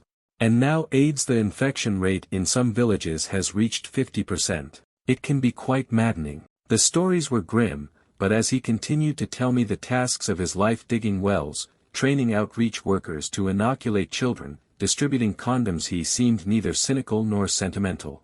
I asked him why he thought he had come back to Africa, and he answered without a pause, as if he'd heard the question many times. It's my home, I suppose. The people, the land. He took off his glasses and wiped them with a handkerchief. It's funny, you know. Once you've lived here for a time, the life in England seems terribly cramped. The British have so much more, but seem to enjoy things less. I felt a foreigner there. He put his glasses back on and shrugged. Of course, I know that in the long run I need to be replaced. That's part of my job, making myself unnecessary. The Malawian doctors I work with are excellent, really, competent, dedicated. If we could just build a training hospital, some decent facilities, we could triple their number in no time. And then, he turned toward the campfire, and I thought his voice began to waver. Perhaps I can never call this place home, he said. Sins of the father, you know. I've learned to accept that. He paused for a moment, then looked at me. I do love this place, though, he said before walking back to his tent. Dawn. To the east, the sky lightens above a black grove of trees, deep blue, then orange, then creamy yellow. The clouds lose their purple tint slowly, then dissipate, leaving behind a single star. As we pull out of camp, we see a caravan of giraffe, their long necks at a common slant, seemingly black before the rising red sun, strange markings against an ancient sky. It was like that for the rest of the day, as if I were seeing as a child once again, the world, a pop-up book, a fable, a painting by Rousseau. A pride of lions, yawning in the broken grass. Buffalo in the marshes, their horns like cheap wigs, tick birds scavenging off their mud-crusted backs. Hippos in the shallow riverbeds, pink eyes and nostrils like marbles bobbing on the water's surface. Elephants fanning their vegetable ears. And most of all, the stillness, a silence to match the elements. At twilight, not far from our camp, we came upon a tribe of hyenas feeding on the carcass of a wildebeest. In the dying orange light they looked like demon dogs, their eyes like clumps of black coal, their chins dripping with blood. Beside them, a row of vultures waited with stern, patient gazes, hopping away like hunchbacks whenever one of the hyenas got too close. It was a savage scene, and we stayed there for a long time, watching life feed on itself, the silence interrupted only by the crack of bone or the rush of wind, or the hard thump of a vulture's wings as it strained to lift itself into the current, until it finally found the higher air and those long and graceful wings became motionless and still like the rest. And I thought to myself, this is what creation looked like. The same stillness, the same crunching of bone. There in the dusk, over that hill, I imagined the first man stepping forward, naked and rough-skinned, grasping a chunk of flint in his clumsy hand, no words yet for the fear, the anticipation, the awe he feels at the sky, the glimmering knowledge of his own death. If only we could remember that first common step, that first common word that time before Babel. At night, after dinner, we spoke further with our Maasai guardsmen. Wilson told us that both he and his friend had recently been Moran, members of the bachelor class of young warriors who were at the center of the Maasai legend. They had each killed a lion to prove their manhood, had participated in numerous cattle raids. But now there were no wars, and even cattle raids had become complicated. Only last year, another friend had been shot by a Kikuyu rancher. Wilson had finally decided that being a Moran was a waste of time. He had gone to Nairobi in search of work, but he had little schooling and had ended up as a security guard at a bank. The boredom drove him crazy, and eventually he had returned to the valley to marry and tend to his cattle. Recently one of the cattle had been killed by a lion, and although it was illegal now, he and 4 others had hunted the lion into the preserve. "How do you kill a lion?" I asked. 5 men surround it and throw their spears," Wilson said. "The lion will choose one man to pounce. That man, he curls under his shield while the other 4 finish the job." "It sounds dangerous," I said stupidly. Wilson shrugged. "Usually there are only scratches, but sometimes only 4 will come back." The man didn't sound like he was boasting, more like a mechanic trying to explain a difficult repair. Perhaps it was that nonchalance that caused Alma to ask him where the Maasai thought a man went after he died. At first, Wilson didn't seem to understand the question, but eventually he smiled and began shaking his head. "This is not a Maasai belief," he said, almost laughing, "this life after you die. After you die, you are nothing. You return to the soil, that is all." "What do you say, Francis?" Morrow asked. For some time Francis had been reading a small, red-bound Bible. He looked up now and smiled. "These Maasai are brave men," he said. "Were you raised a Christian?" Alma asked Francis. Francis nodded. "My parents converted before I was born." Morrow spoke, staring into the fire. "Me, I leave the church. Too many rules. Don't you think, Francis, that sometimes Christianity not so good? For Africa, the missionary changes everything, yes. He brings, how do you say, colonialism," I offered. "Yes, colonialism. White religion, no." Francis placed the Bible in his lap. "Such things troubled me when I was young. The missionaries were men, and they erred as men. Now that I am older, I understand that I also can fail. That is not God's failure. I also remember that some missionaries fed people during drought. Some taught children to read. In this, I believe they were doing God's work. All we can do is aspire to live like God, though we will always fall short." Morrow went to his tent and Francis returned to his Bible. Beside him, Alma began to read a story with Elizabeth. Dr. Wilkerson sat with his knees together, mending his pants while his wife stared at the fire beside him. I looked at the Maasai, their faces silent and watchful, and wondered what they made of the rest of us. They might be amused, I decided. I knew that their courage, their hardness, made me question my own noisy spirit. And yet, as I looked around the fire, I thought I saw a courage no less admirable in Francis, and in Alma, and in the Wilkersons as well. Maybe it was that courage, I thought, that Africa most desperately needed. Honest, decent men and women with attainable ambitions, and the determination to see those ambitions through. The fire began to die, and one by one the others made their way to bed, until only Francis and I and the Maasai remained. As I stood up, Francis began to sing a deep-voiced hymn in Kikuyu, with a melody that I vaguely recognized. I listened a while, lost in my own thoughts. Walking back to my tent, I felt I understood Francis's plaintive song, imagining it transmitting upward, through the clear black night, directly to God. The day we got back from Mara, Alma and I received word that Roy had arrived, a week earlier than expected. He had suddenly appeared in Kariakar with a suitcase in hand, saying that he'd felt restless waiting around in D.C. and had managed to talk his way onto an earlier flight. The family was thrilled by his arrival and had held off on a big feast only until Alma and I returned. Bernard, who brought us the news, said that we were expected soon. He fidgeted as he spoke, as if every minute away from our eldest brother were a dereliction of duty. But Alma, still stiff from sleeping in tents for the past 2 days, insisted on taking the time for a bath. "Don't worry," she said to Bernard.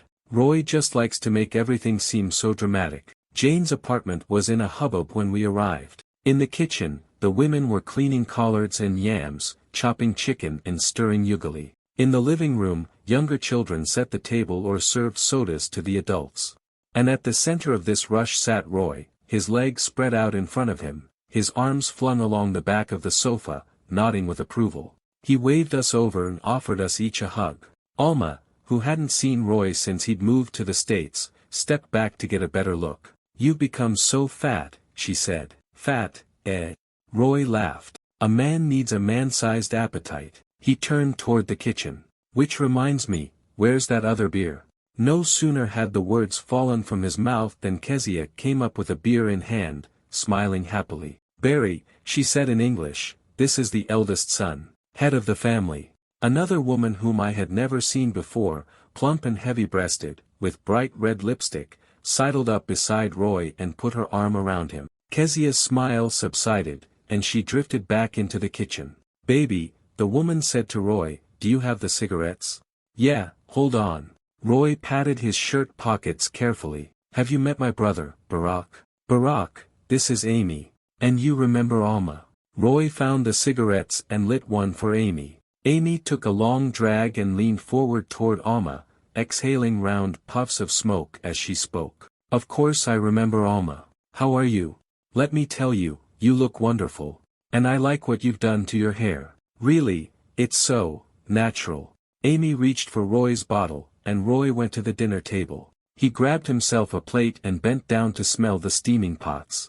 "Chapas," he exclaimed, dropping 3 chapatis onto his plate. "Sukuma wiki," he shouted at the collard greens before spooning a heap onto his plate. "Ugali," he hollered, cutting off 2 big wedges of cornmeal cake. Bernard and the children followed his every step, repeating Roy's words at a more tentative volume. Around the table, our aunts and Kezia beamed with satisfaction. It was the happiest I had seen any of them since my arrival. After dinner, while Amy helped the aunts wash up, Roy sat between Alma and me and announced that he had come back with big plans. He was going to start an import-export company, he said, selling Kenyan curios in the States. Condos, fabrics, wood carvings. These things are big over there. You sell them at festivals, art shows, specialty stores. I already bought some samples to take back with me. "That's a great idea," Alma said. "Show me what you've got." Roy told Bernard to fetch several pink plastic bags from one of the bedrooms. Inside the bags were several wood carvings, the sort of slick, mass-produced pieces that were sold at quick turnover to the tourists downtown. Alma turned them around in her hands with a doubtful expression on her face. "How much did you pay for these?" "Only 400 shillings each." "So much. Brother, I think you've been cheated." "Bernard, why did you let him pay so much?" Bernard shrugged. Roy looked a bit wounded. "I told you, these are just samples," he said as he folded the carvings back in their wrapping. "An investment, so I will know what the market wants. You can't make money unless you spend money, Barack. That's what they say." Roy's enthusiasm quickly returned. "You see, once I know the market, then I will send orders back to Tsaituni. We'll build the business up slowly, you see. Slow ly. Then, when we have a regular system, Bernard and ABO can go to work for the company." Bernard? You can work for me." Bernard nodded vaguely. Alma studied her younger brother, then turned back to Roy. "So what's the other big plan?" Roy smiled. "Amy," he said. "Amy?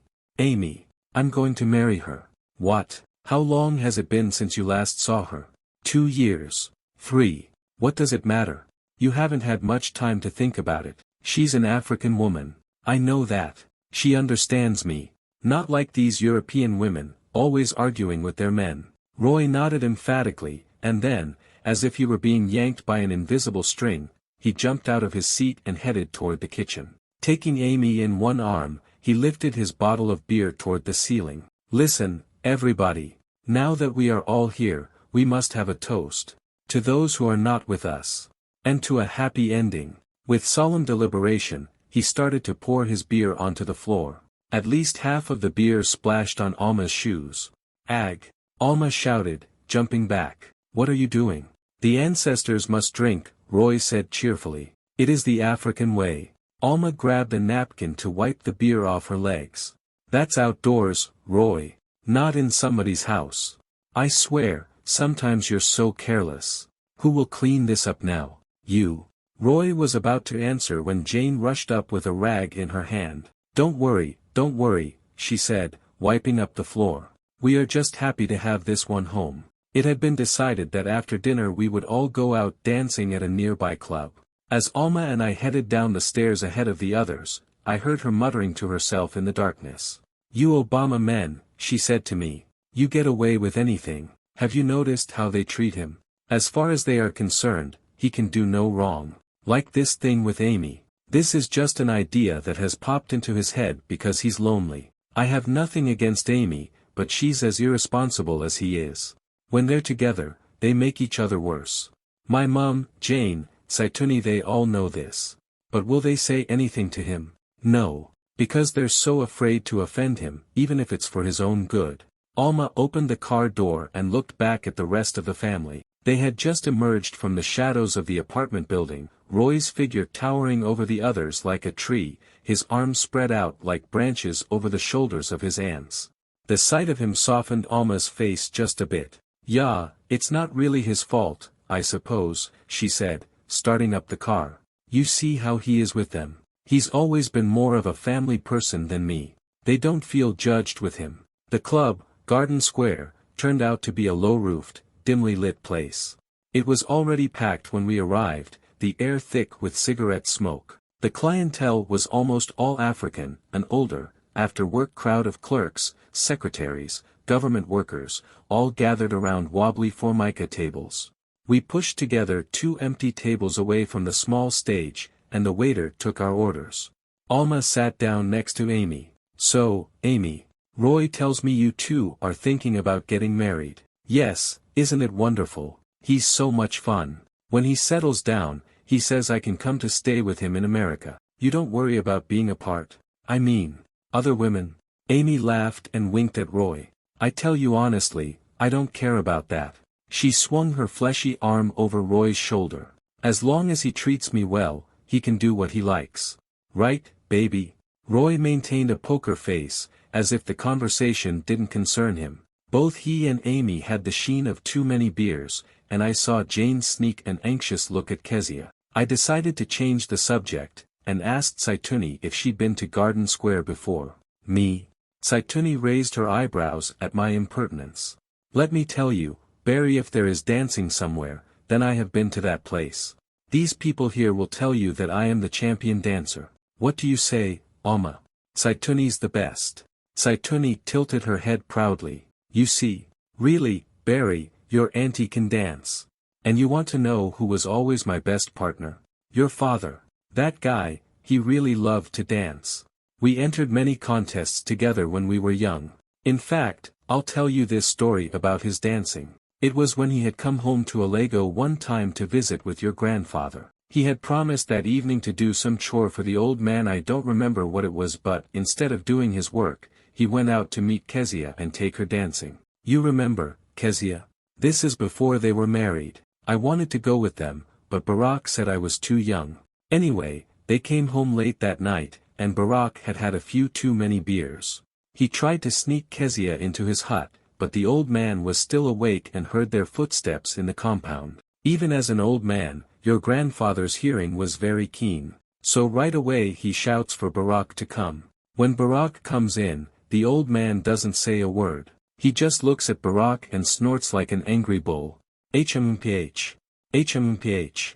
And this whole time, I am peeking through the window of the old man's house, because I'm sure that the old man will cane Barack, and I'm still angry at Barack for not letting me go to the dance hall. What happened next, I couldn't believe. Instead of apologizing for coming home late, Barack walked over to the old man's phonograph and started to play a record. Then he turned and shouted to Kezia, who was hiding outside. "Woman!" Barack shouted. "Come here." Right away Kezia came into the house, too frightened to refuse, and Barack took her in his arms and began to dance with her, around and around in the old man's house, as if he were dancing in a palace ballroom. Toni shook her head and laughed. "Well now, no one treated your grandfather this way, not even Barack. I was sure now that for this thing Barack must be beaten severely. For a long time, your grandfather said nothing. He just sat there, watching his son. Then, like an elephant, he shouted out even louder than Barack. 'Woman, come here.' And right away my mum, the one you call Granny, rushed in from her own hut, where she had been mending clothes. She asked why everyone was shouting, and your grandfather stood up and held out his hand. My mum shook her head and accused your grandfather of trying to make a fool of her, but the old man was so determined that soon all four of them were dancing in the hut, the two men looking very serious, the women looking at each other as if now they were sure that their husbands were crazy. We all laughed at the story, and Roy ordered another round for everyone. I started to ask Toni more about our grandfather, but just then the band took up their positions on stage. The group looked a bit ragged at first, but the moment they struck their first note, the place was transformed. Immediately, people began pouring out onto the dance floor, stepping to the soukous beat. Toni grabbed my hand, and Roy took Alma's, and Amy took Bernard's, and soon we were all dancing into a sweat, arms and hips and rumps swaying softly, tall, ink-black luos and short, brown kikuyus, Kamba and Meru and Kalenjin, everyone smiling and shouting and having a ball. Roy threw his arms over his head to do a slow, funky turn around Alma, who was laughing at her brother's silliness, and right then I saw in my brother's face the same look I had seen years ago in Toot and Gramps' apartment back in Hawaii, when the old man had first taught me how to dance, that same look of unquestioned freedom. After 3 or 4 numbers, Roy and I both relinquished our partners and carried our beers into the open courtyard out back. The cool air tickled my nose, and I felt a bit tipsy. "It's good to be here," I said. "You know it. Like a poet." Roy laughed, sipping his beer. "No, really, I mean it. It's just good to be here, with you and Alma and everyone. It's as if we dash." Before I could finish, we heard a bottle crash to the floor behind us. I spun around to see 2 men at the far side of the courtyard pushing another, smaller, man down onto the ground. With one hand, the man on the ground appeared to be covering a cut on his head. With his free arm he was trying to shield himself from the swings of a billy club. I took a step forward, but Roy pulled me back. "Mind your own business, brother," he whispered. "But dash. They may be police. I tell you, Barack, you don't know what it's like to spend a night in a Nairobi jail." By now, the man on the ground had curled up into a tight ball, trying to protect himself from the haphazard blows. Then, like a trapped animal who senses an opening, the man suddenly jumped to his feet and climbed onto one of the tables to scramble over the wooden fence.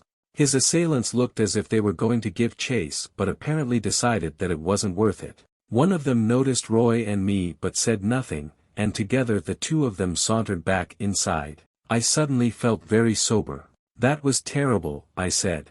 "Yeah, well, you don't know what the other guy did first." I rubbed the back of my neck. "When were you in jail anyway?" Roy took another swig of beer and fell into one of the metal chairs.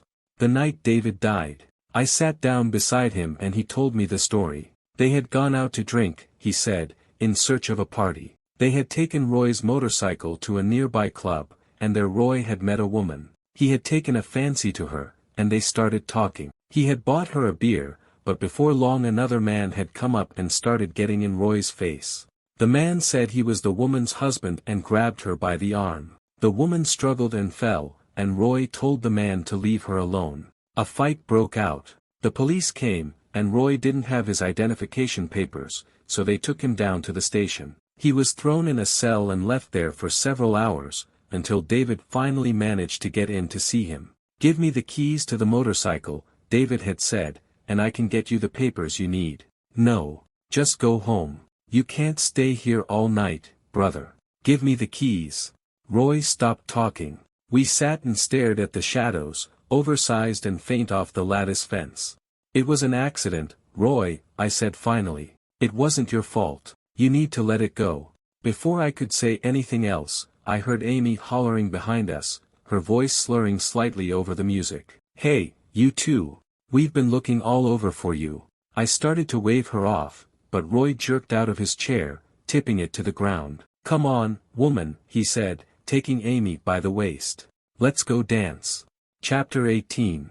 At 5:30 in the evening, our train rumbled out of the old Nairobi train station heading west for Kisumu. Jane had decided to stay behind, but the rest of the family was on board Kezia, Toni, and Alma in one compartment, Roy, Bernard, and myself in the next. While everyone busied themselves with storing their luggage, I jiggled open a window and looked out at the curve of the tracks behind us, a line of track that had helped usher in Kenya's colonial history. The railway had been the single largest engineering effort in the history of the British Empire at the time it was built, 600 miles long, from Mombasa on the Indian Ocean to the eastern shores of Lake Victoria. The project took 5 years to complete, as well as the lives of several hundred imported Indian workers. When it was finished, the British realized there were no passengers to help defray the costs of their conceit. And so the push for white settlers, the consolidation of lands that could be used to help lure newcomers, the cultivation of cash crops like coffee and tea, the necessity of an administrative apparatus that could extend as far as the tracks, into the heart of an unknown continent, and missions and churches to vanquish the fear that an unknown land produced. It seemed like ancient history. And yet I knew that 1895, the year that the first beams were laid, had also been the year of my grandfather's birth. It was the lands of that same man, Hussein Onyango, to which we were now traveling. The thought made the history of the train come alive for me, and I tried to imagine the sensation some nameless British officer might have felt on the train's maiden voyage, as he sat in his gaslit compartment and looked out over miles of receding bush. Would he have felt a sense of triumph, a confidence that the guiding light of Western civilization had finally penetrated the African darkness? Or did he feel a sense of foreboding, a sudden realization that the entire enterprise was an act of folly, that this land and its people would outlast imperial dreams? I tried to imagine the African on the other side of the glass window, watching this snake of steel and black smoke passing his village for the first time. Would he have looked at the train with envy, imagining himself one day sitting in the car where the Englishman sat, the load of his days somehow eased? Or would he have shuddered with visions of ruin and war? My imagination failed me, and I returned to the present landscape, no longer bush but the rooftops of Mathar stretching into the foothills beyond. Passing one of the slum's open-air markets, I saw a row of small boys wave to the train. I waved back, and heard Kezia's voice, speaking in Luo, behind me. "Bernard yanked on my shirt. She says you should keep your head inside. Those boys will throw stones at you." One of the train's crew came in to take our betting order and tell us that food service had started, and so we all went into the dining car and found ourselves a table. The car was a picture of faded elegance, the original wood paneling still intact but dull, the silver real but not perfectly matched. The food was just fine, though, and the beer served cold, and by the end of the meal I was feeling content. "How long will it take to get to Home Square?" I asked, wiping the last bit of sauce off my plate. "All night to Kisumu," Alma said. "We'll take a bus or matatu from there, another 5 hours, maybe. By the way," Roy said to me, lighting a cigarette, "it's not Home Square. It's Home Squared." "What does that mean?" "It's something the kids in Nairobi used to say," Alma explained. "There's your ordinary house in Nairobi. And then there's your house in the country, where your people come from. Your ancestral home. Even the biggest minister or businessman thinks this way. He may have a mansion in Nairobi and build only a small hut on his land in the country. He may go there only once or twice a year. But if you ask him where he is from, he will tell you that that hut is his true home. So, when we were at school and wanted to tell somebody we were going to Alego, it was home twice over, you see. Home squared." Roy took a sip of his beer. "For you, Barack, we can call it home cubed." Alma smiled and leaned back in her seat, listening to the rhythm of the train on the tracks. "This train brings back so many memories. You remember, Roy, how much we used to look forward to going home. It is so beautiful, Barack. Not at all like Nairobi. And Granny, she's so much fun. Oh, you will like her, Barack. She has such a good sense of humor." "She had to have a good sense of humor," Roy said, "living with the terror for so long." "Who's the terror?" Alma said, "That's what we used to call our grandfather. Because he was so mean." Roy shook his head and laughed. "Wow, that guy was mean. He would make you sit at the table for dinner, and serve the food on china, like an Englishman. If you said one wrong thing, or used the wrong fork pow, he would hit you with his stick. Sometimes when he hit you, you wouldn't even know why until the next day." Saituni waved them off, unimpressed. "Ah, you children knew him only when he was old and weak. When he was younger, I was his favorite, you know. His pet. But still, if I did something wrong, I would hide from him all day, I would be so scared. You know, he was strict even with his guests. If they came to his house, he would kill many chickens in their honor. But if they broke custom, like washing their hands before someone who was older, he would have no hesitation in hitting them, even the adults." "Doesn't sound like he was real popular," I said. Saituni shook her head. "Actually, he was well respected because he was such a good farmer. His compound in Alago was one of the biggest in the area. He had such a green thumb, he could make anything grow. He had studied these techniques from the British, you see, when he worked for them as a cook. I didn't know he was a cook. He had his lands, but for a long time he was a cook for Wazungu in Nairobi. He worked for some very important people. During the World War he served a captain in the British Army. Roy ordered another beer. Maybe that's what made him so mean. I don't know, Toni said. I think my father was always that way, very strict, but fair. I will tell you one story I remember, from when I was only a young girl. One day a man came to the edge of our compound with a goat on a leash. He wanted to pass through our land, because he lived on the other side, and he didn't want to walk around. So your grandfather told this man, when you are alone, you are always free to pass through my land. But today you cannot pass, because your goat will eat my plants. Well, this man would not listen. He argued for a long time with your grandfather, saying that he would be careful and that the goat would do no harm. This man talked so much your grandfather finally called me over and said, go bring me a Lego. That's what he called his panga, you see dash. His machete. Yes, his machete. He had two that he kept very, very sharp. He would rub them on a stone all day. One panga he called a Lego. The other he called Kajalo. So I ran back to his hut and brought him the one he called a Lego. And now your grandfather tells this man, see here. I have already told you that you should not pass, but you are too stubborn to listen. So now I will make a bargain with you.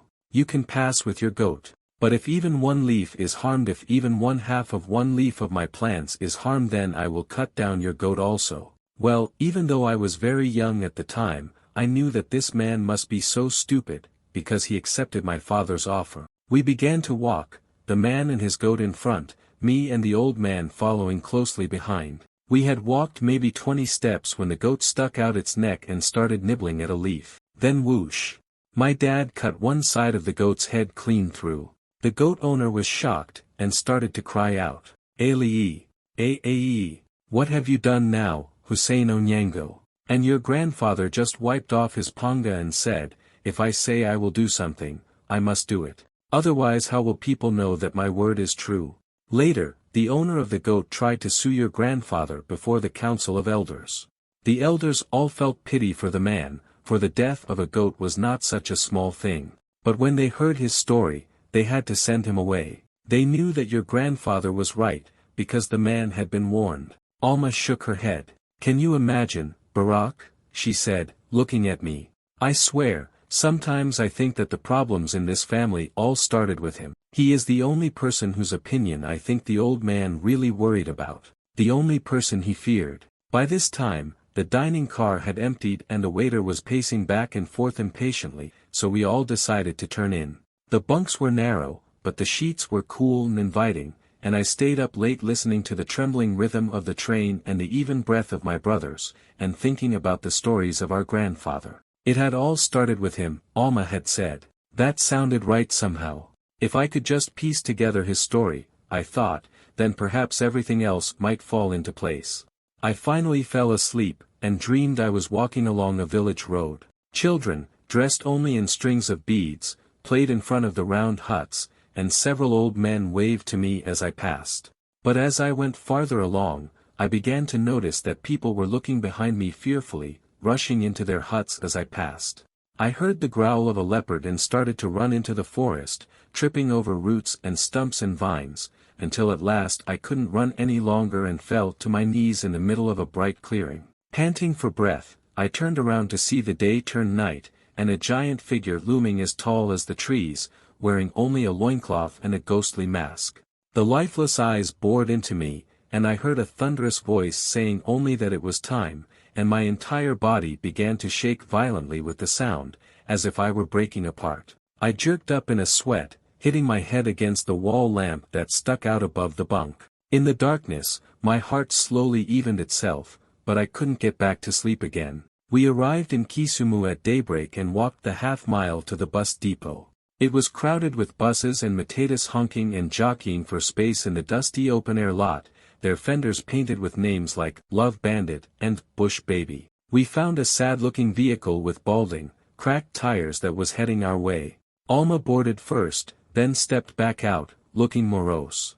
"There are no seats," she said. "Don't worry," Roy said as our bags were hoisted up by a series of hands to the roof of the bus. "This is Africa, Alma, not Europe." He turned and smiled down at the young man who was collecting fares. "You can find us some seats, brother?" The man nodded. "No problem. This bus is first class." An hour later Alma was sitting on my lap, along with a basket of yams and somebody else's baby girl. "I wonder what third class looks like," I said, wiping a strand of spittle off my hand. Alma pushed a strange elbow out of her face. "You won't be joking after we hit the first pothole." Fortunately, the highway was well paved, the landscape mostly dry bush and low hills, the occasional cinderblock house soon replaced by mud huts with thatched, conical roofs. We got off in Dori and spent the next 2 hours sipping on warm sodas and watching stray dogs snap at each other in the dust, until a matatu finally appeared to take us over the dirt road heading north. As we drove up the rocky incline a few shoeless children waved but did not smile, and a herd of goats ran before us, to drink at a narrow stream. Then the road widened and we finally stopped at a clearing. 2 young men were sitting there, under the shade of a tree, and their faces broke into smiles as they saw us. Roy jumped out of the matatu to gather the 2 men into his arms. "Barack," Roy said happily, "these are our uncles. This is Yusuf," he said, pointing to the slightly built man with a mustache. "And this," he said, pointing to the larger, clean-shaven man, "this is our father's youngest brother, Saeed." "Ah, we have heard many great things about this one," Saeed said, smiling at me. "Welcome, Barry. Welcome. Come, let me have your bags." We followed Yusuf and Saeed down a path running perpendicular to the main road, until we crossed a wall of tall hedges and entered a large compound. In the middle of the compound was a low, rectangular house with a corrugated iron roof and concrete walls that had crumbled on one side, leaving their brown mud base exposed. Bougainvillea, red and pink and yellow with flowers, spread along one side in the direction of a large concrete water tank, and across the packed earth was a small round hut lined with earthenware pots where a few chickens pecked in an alternating rhythm. I could see 2 more huts in the wide grass yard that stretched out behind the house. Beneath a tall mango tree, a pair of bony red cows looked up at us before returning to feed. Home squared. Obama. A big woman with a scarf on her head strode out of the main house drying her hands on the sides of her flowered skirt. She had a face like Saeed's, smooth and big-boned, with sparkling, laughing eyes. She hugged Alma and Roy as if she were going to wrestle them to the ground, then turned to me and grabbed my hand in a hearty handshake. "Halo," she said, attempting English. "Muzawa," I said in Luo. She laughed, saying something to Alma. She says she has dreamed about this day, when she would finally meet this son of her son. She says you've brought her a great happiness. She says that now you have finally come home. Granny nodded and pulled me into a hug before leading us into the house. Small windows let in little of the afternoon light, and the house was sparsely furnished: a few wooden chairs, a coffee table, a worn couch.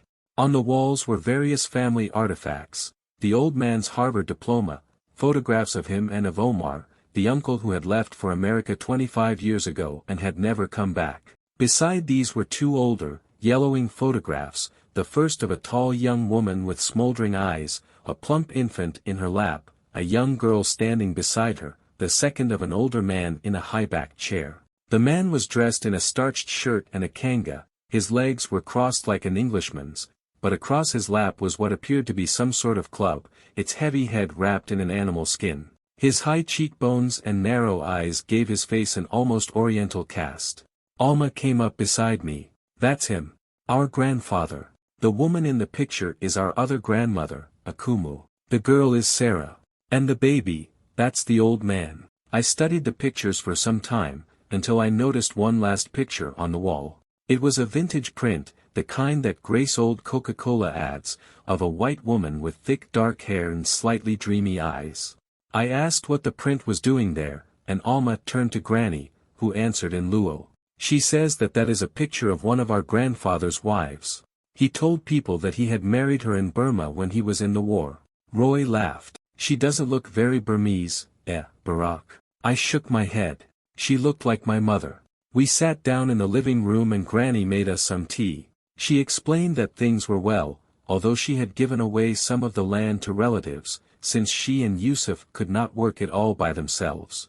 She made up the lost income by selling lunches to the children at the nearby school and bringing goods from Kisumu to the local market whenever she had some spare cash. Her only real problems were with the roof of the house. She pointed to a few threads of sunlight that ran from the ceiling to the floor and the fact that she hadn't heard anything from her son Omar in over a year. She asked if I had seen him, and I had to say no. She grunted something in Luo, then started to gather up our cups. She says when you see him, you should tell him she wants nothing from him, Alma whispered. Only that he should come visit his mother. I looked at Granny, and for the first time since our arrival, her age showed on her face. After we unpacked our bags, Roy gestured for me to follow him out into the backyard. At the edge of a neighboring cornfield, at the foot of a mango tree, I saw two long rectangles of cement jutting out of the earth like a pair of exhumed coffins. There was a plaque on one of the graves, Hussein Onyango Obama, B. 1895, D. 1979. The other was covered with yellow bathroom tiles, with a bare space on the headstone where the plaque should have been. Roy bent down and brushed away a train of ants that marched along the length of the grave. 6 years, Roy said. 6 years, and there's still nothing to say who is buried here. I tell you now, Barack, when I die, you make sure that my name is on the grave. He shook his head slowly before heading back toward the house. How to explain the emotions of that day? I can summon each moment in my mind almost frame by frame. I remember Alma and myself joining Granny at the afternoon market, the same clearing where the matatu had first dropped us off, only now full of women who sat on straw mats, their smooth brown legs sticking straight out in front of them from under wide skirts. The sound of their laughter as they watched me help Granny pick stems off collard greens that she'd brought from Kisumu, and the nutty sweet taste of a sugarcane stalk that one of the women put into my hand. I remember the rustle of corn leaves, the concentration on my uncle's faces, the smell of our sweat as we mended a hole in the fence bounding the western line of the property. I remember how, in the afternoon, a young boy named Godfrey appeared in the compound, a boy who Alma explained was staying with Granny because his family lived in a village where there was no school. I remember Godfrey's frantic steps as he chased a big black rooster through the banana and papaya trees, the knot in his young brow as the bird kept flapping out of his reach, the look in his eyes when finally Granny grabbed the rooster from behind with one hand and unceremoniously drew her knife across the bird's neck, a look that I remembered as my own. It wasn't simply joy that I felt in each of these moments. Rather, it was a sense that everything I was doing, every touch and breath and word, carried the full weight of my life, that a circle was beginning to close, so that I might finally recognize myself as I was, here, now, in one place. Only once that afternoon would I feel that mood broken, when, on our way back from the market, Alma ran ahead to get her camera, leaving Granny and me alone in the middle of the road. After a long pause, Granny looked at me and smiled. "Halo," she said. "Musawa," I said.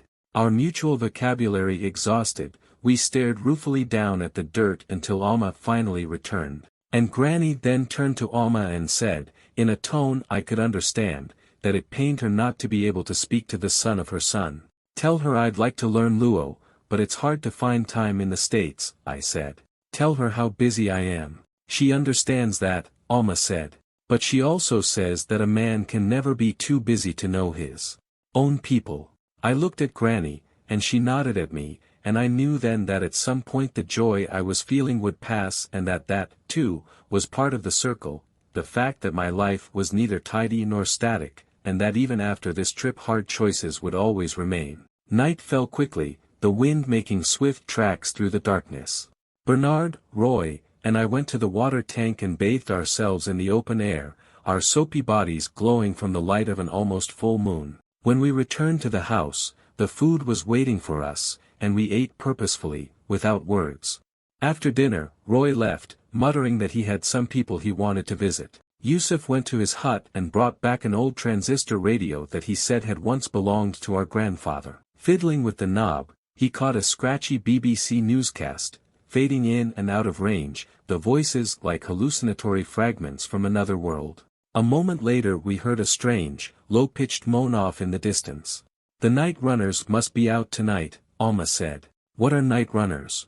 They're like warlocks, Alma said.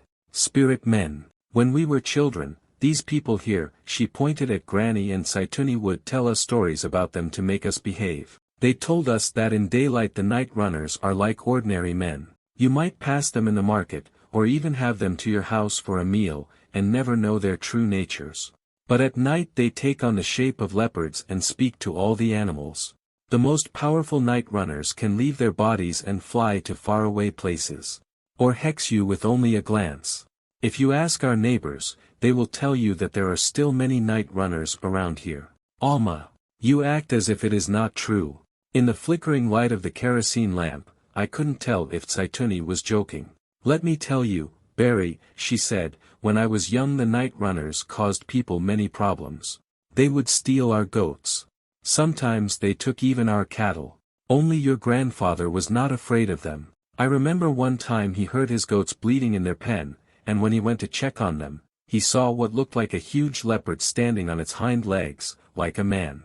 It had a baby goat in its jaws, and when it saw your grandfather, it cried out in Luo before running into the forest. Your grandfather chased it deep into the hills, but just as he was about to strike it with his panga, the night runner flew up into the trees. Luckily, it dropped the goat when it jumped, and the goat suffered only a broken leg. Your grandfather brought the goat back to the compound and showed me how to make a splint. I cared for that goat myself until it was back to health. We became quiet again, lamplight grew low and people began drifting off to bed. Granny brought out blankets and a twin-sized cot for Bernard and me, and we arranged ourselves on the narrow bed before blowing out the lamp. My body ached from exhaustion.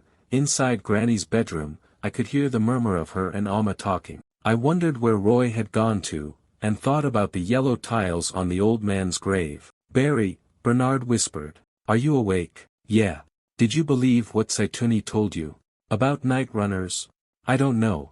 Myself, I think there is no such thing as a night runner. They are probably just thieves who use these stories to make people afraid. You may be right. There was a long pause.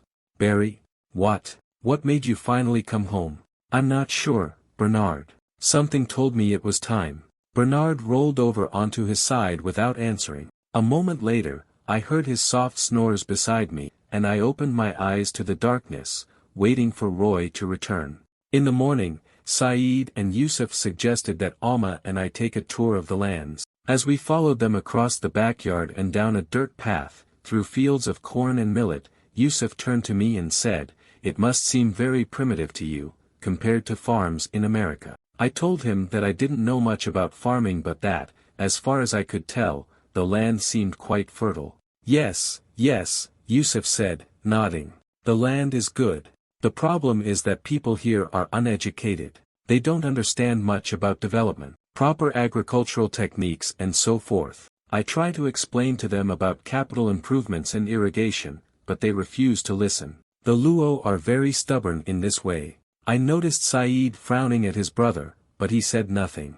After a few minutes we came to a small, brown stream. Saeed shouted out a warning, and two young women emerged on the opposite bank, wrapped in their kangas, their hair still gleaming from their morning baths. They smiled shyly and stepped behind an island of rushes, and Saeed pointed to the hedges running alongside the water. "This is where the land ends," he said. "Before, when my father lived, the fields were much bigger. But as my mother said, much of the land has now been given away." Yusuf decided to go back at this point, but Saeed led Alma and me along the stream for a while, then across more fields, past the occasional compound. In front of some huts, we saw women sorting through millet spread across square strips of cloth, and we stopped to talk to one of them, a middle-aged woman in a faded red dress and red, laceless sneakers. She set aside her work to shake our hands and told us that she remembered our father. They had herded goats together as children, she said. When Alma asked how life had been treating her, she shook her head slowly. "Things have changed," she said in a flat voice. "The young men leave for the city. Only the old men, women, and children remain. All the wealth has left us." As she spoke, an old man with a rickety bicycle came up beside us, then a spindly man whose breath smelled of liquor. They immediately picked up the woman's refrain about the hardness of life in Alago, and the children who had left them behind. They asked if we might give them something to tide them over, and Alma dropped a few shillings into each of their hands before we excused ourselves and started back toward the house. "What's happened here, Saeed?" Alma said after we were out of earshot. "There never used to be such begging." Saeed leaned down and cleared away a few fallen branches from between the rows of corn. "You are right," he said. "I believe they have learned this thing from those in the city. People come back from Nairobi or Kisumu and tell them, 'You are poor.' So now we have this idea of poverty. We didn't have this idea before. You look at my mother. She will never ask for anything. She has always something that she is doing. None of it brings her much money, but it is something, you see. It gives her pride. Anyone could do the same, but many people here, they prefer to give up." "What about Yusuf?" Alma asked. "Couldn't he do more?" Saeed shook his head. "My brother, he talks like a book, but I'm afraid he does not like to lead by example." Alma turned to me. "You know, Yusuf was doing really well for a time. He did well in school, didn't he, Saeed? He received several good job offers. Then, I don't know what happened, he just dropped out. Now he just stays here with Granny, doing small chores for her.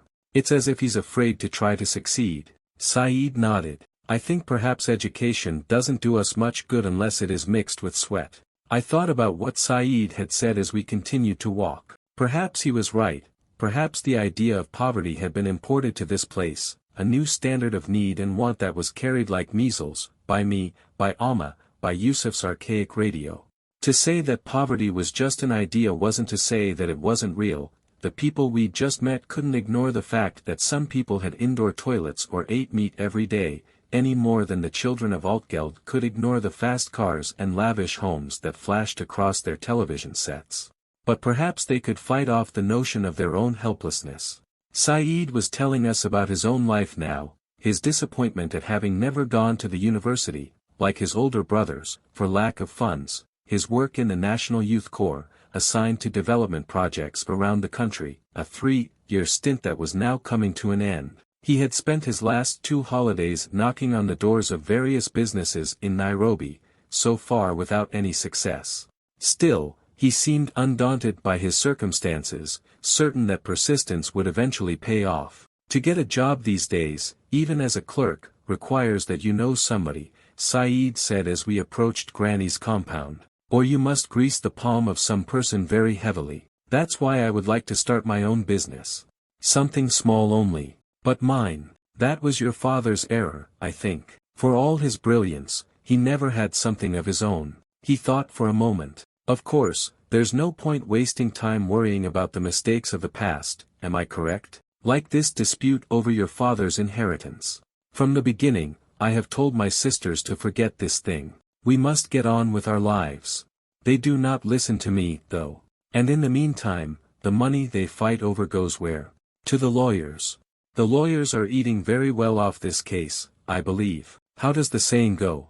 When 2 locusts fight, it is always the crow who feasts. Is that a Luo expression? I asked. Saeed's face broke into a bashful smile. We have similar expressions in Luo, he said. But actually I must admit that I read this particular expression in a book by Chinua Achebe, the Nigerian writer. I like his books very much. He speaks the truth about Africa's predicament. The Nigerian, the Kenyan it is the same. We share more than divides us. Granny and Roy were sitting outside the house and talking to a man in a heavy suit when we returned. The man turned out to be the principal of the nearby school, and he had stopped to share news from town and enjoy the chicken stew left over from the night before. I noticed that Roy had his bag packed, and asked him where he was going. To Kendu Bay, he said. The principal here is going that way, so myself, Bernard, and my mum, we're going to go catch a ride with him and bring ABO back here. You should come, too, and pay your respects to the family there. Alma decided to stay back with Granny, but Saeed and I went to gather a change of clothes and piled into the principal's old jalopy. The drive to Kendu turned out to be several hours long by the main highway. To the west, Lake Victoria appeared intermittently, its still, silver waters tapering off into flat green marsh. By late afternoon we were pulling down Kendu Bay's main street, a wide, dusty road lined with sand-colored shops. After thanking the principal, we caught a matatu down a maze of side streets, until all signs of town had disappeared and the landscape was once again open pasture and cornfields. At a fork in the road, Kezia signaled for us to get off, and we began walking along a deep, chalk-colored gully at the bottom of which flowed a wide, chocolate-brown river. Along the riverbank, we could see women slapping wet clothes against exposed rock. On a terrace above, a herd of goats chewed on the patches of yellow grass, their black, white, and roan markings like lichen against the earth. We turned down a narrower footpath and came to the entrance of a hedged-in compound. Kezia stopped and pointed to what looked like a random pile of rocks and sticks, saying something to Roy in Luo. "That's Obama's grave," Roy explained. "Our great-grandfather. All the land around here is called Kobama, land of the Obama. We are Jock Obama, the people of Obama. Our great-great-grandfather was raised in Alego, but he moved here when he was still a young man. This is where Obama settled, and where all his children were born. So why did our grandfather go back to Alego?" Roy turned to Kezia, who shook her head. "You have to ask Granny that question," Roy said. "My mum thinks maybe he didn't get along with his brothers. In fact, one of his brothers is still living here. He's old now, but perhaps we can see him." We came to a small wooden house where a tall, handsome woman was sweeping the yard. Behind her, a young shirtless man sat on the porch. The woman shaded her eyes with her forearm and began to wave, and the young man slowly turned our way. Roy went up to shake hands with the woman, whose name was Selena, and the young man stood up to greet us. You people finally came for me," Abo said, hugging each of us in turn. He reached for his shirt. "I had heard you were coming with Barry so long ago." "Yeah, you know how it is," Roy said. "It took us a while to get organized. I'm just glad you came. I'm telling you, I need to get back to Nairobi. You don't like it here, eh? It's so boring, man, you would not believe it. No TV. No clubs. These people in the country, I think they are slow. If Billy hadn't shown up, I would have gone crazy for sure." "Billy's here." "Yeah, he's around somewhere." Abo waved his hand vaguely, then turned to me and smiled. "So, Barry, what have you brought me from America?" I reached into my bag and pulled out one of the portable cassette players that I had bought for him and Bernard. He turned it over in his hands with a thinly disguised look of disappointment. "This brand is not a Sony, is it?" he said. Then, looking up, he quickly recovered himself and slapped me on the back. "That's okay, Barry. Thank you. Thank you." I nodded at him, trying not to get angry. He was standing beside Bernard and their resemblance was striking. The same height, the same slender frame, the same smooth, even features. Just shave off Abo's mustache, I thought to myself, and they could almost pass as twins. Except for, what? The look in Abo's eyes. That was it. Not just the telltale redness of some sort of high but something deeper, something that reminded me of young men back in Chicago. An element of guardedness, perhaps, and calculation. The look of someone who realizes early in life that he has been wronged. We followed Selena inside the house, and she brought in a tray of sodas and biscuits. As she set down the tray, a strapping, mustached young man, as good-looking as Selena and as tall as Roy, walked through the door and let out a yell. "Roy! What are you doing here?" Roy stood up and they embraced. "You know me. Just looking for a meal. I should ask you the same thing." "Me, I am only visiting my mother. If I don't come so often, she begins to complain." He kissed Selena on the cheek and took my hand in a crushing handshake. "So I see you've brought my American cousin. I've heard so much about you, Barry, I cannot believe you are now here." He turned to Selena. "Have you given Barry food?" "Soon, Billy, soon." Selena took Kezia's hand and turned to Roy. "You see what mothers must put up with. How is your granny, anyway?" "Same." She nodded thoughtfully. "That is not so bad," she said. Together with Kezia, she went out of the room, and Billy fell onto the couch beside Roy. "So, you still crazy, Bwana? Look at you now. Well fed, like a prize bull. You must be enjoying yourself in the States." "It's okay," Roy said. "How's Mombasa? I hear you're working at the post office." Billy shrugged. "The pay is all right.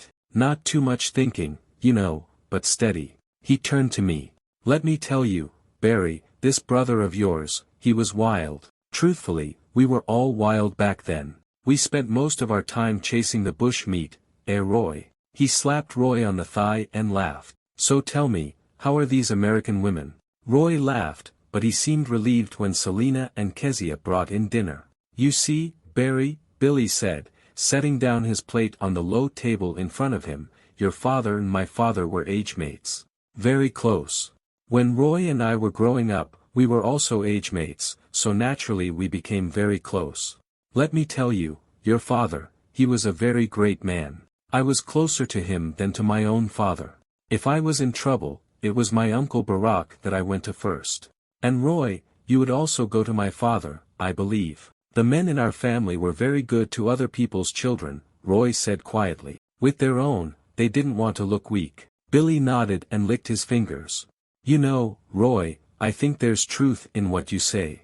Myself, I don't want to make the same mistakes. I don't want to mistreat my family. With his clean hand, Billy pulled his wallet out of his pocket and showed me a picture of his wife and their 2 young children. I swear, Bwana, marriage takes you. You should see me now, Roy. I've become so calm. A family man. Of course, there are limits to what a man should take. My wife, she knows not to cross me too often. What do you say, Saeed? I realized that Saeed hadn't spoken much since we arrived. He washed his hands now before turning to Billy. I am not yet married, he said, so perhaps I should not speak. But I admit, I have been giving these matters some thought. I have concluded that the problem that is most serious for Africa is what? He paused to look around the room. This thing between men and women.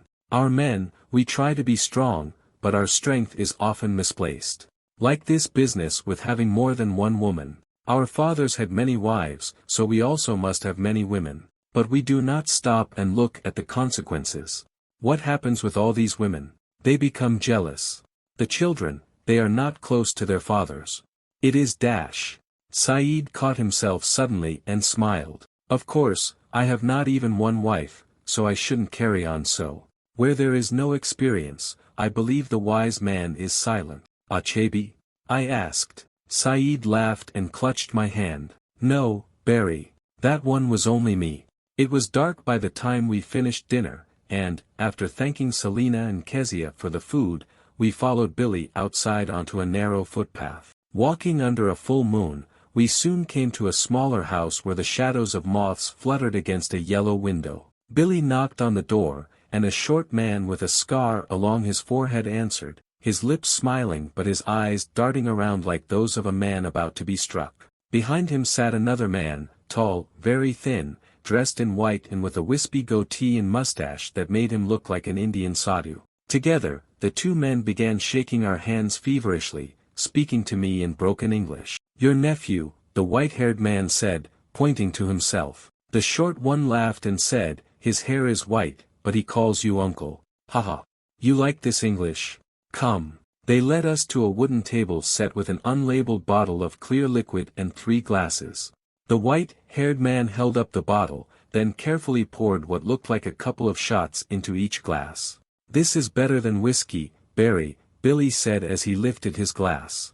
It makes a man very potent. He threw the drink down his throat, and Roy and I followed suit. I felt my chest explode, raining down shrapnel into my stomach. The glasses were refilled, but Saeed took a pass, so the short man held the extra drink in front of my eyes, his face distorted through the glass. More. Not right now, I said, suppressing a cough. Thanks. You may perhaps have something for me, the white-haired man said.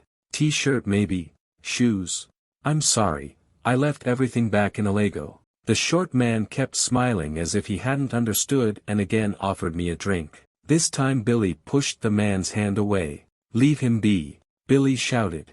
We can drink more later. First we should see our grandfather. The 2 men led us into a small back room. There, in front of a kerosene lamp, sat what looked like the oldest man I had ever seen. His hair was snow white, his skin like parchment. He was motionless, his eyes closed, his fleshless arms propped on the armrests of his chair. I thought perhaps he was asleep, but when Billy stepped forward the old man's head tilted in our direction, and I saw a mirror image of the face I'd seen yesterday in Alago, in the faded photograph on Granny's wall. Billy explained who was there, and the old man nodded and began to speak in a low, quaking voice that seemed to rise out of a chamber beneath the floor. "He says that he is glad you have come," Roy translated. "He was your grandfather's brother.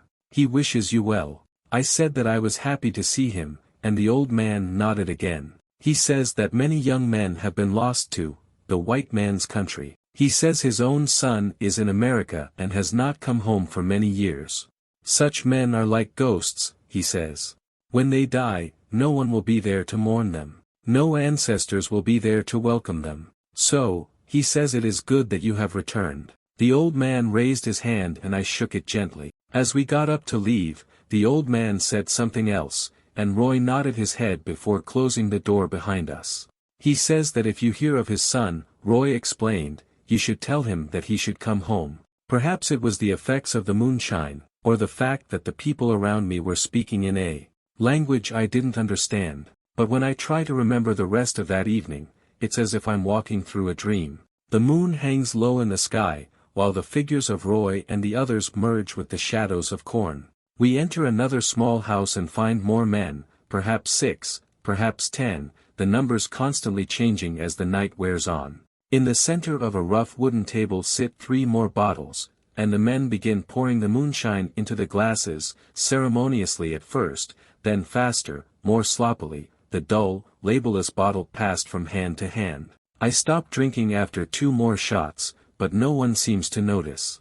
Old faces and young faces all glow like jack-o'-lanterns in the shifting lamplight, laughing and shouting, slumped in dark corners or gesticulating wildly for cigarettes or another drink, anger or joy pitching up to a crest, then just as quickly ebbing away, words of Luo and Swahili and English running together in unrecognizable swirls, the voices wheedling for money or shirts or the bottle, the voices laughing and sobbing. The outstretched hands, the faltering angry voices of my own sodden youth, of Harlem and the South Side, the voices of my father. I'm not sure how long we stayed. I know that at some point, Saeed came up and shook my arm. "Barry, we are going," he said. "Bernard is not feeling well." I said I'd go with them, but as I stood up, Abo leaned over to me and grabbed my shoulders. "Barry, where are you going?"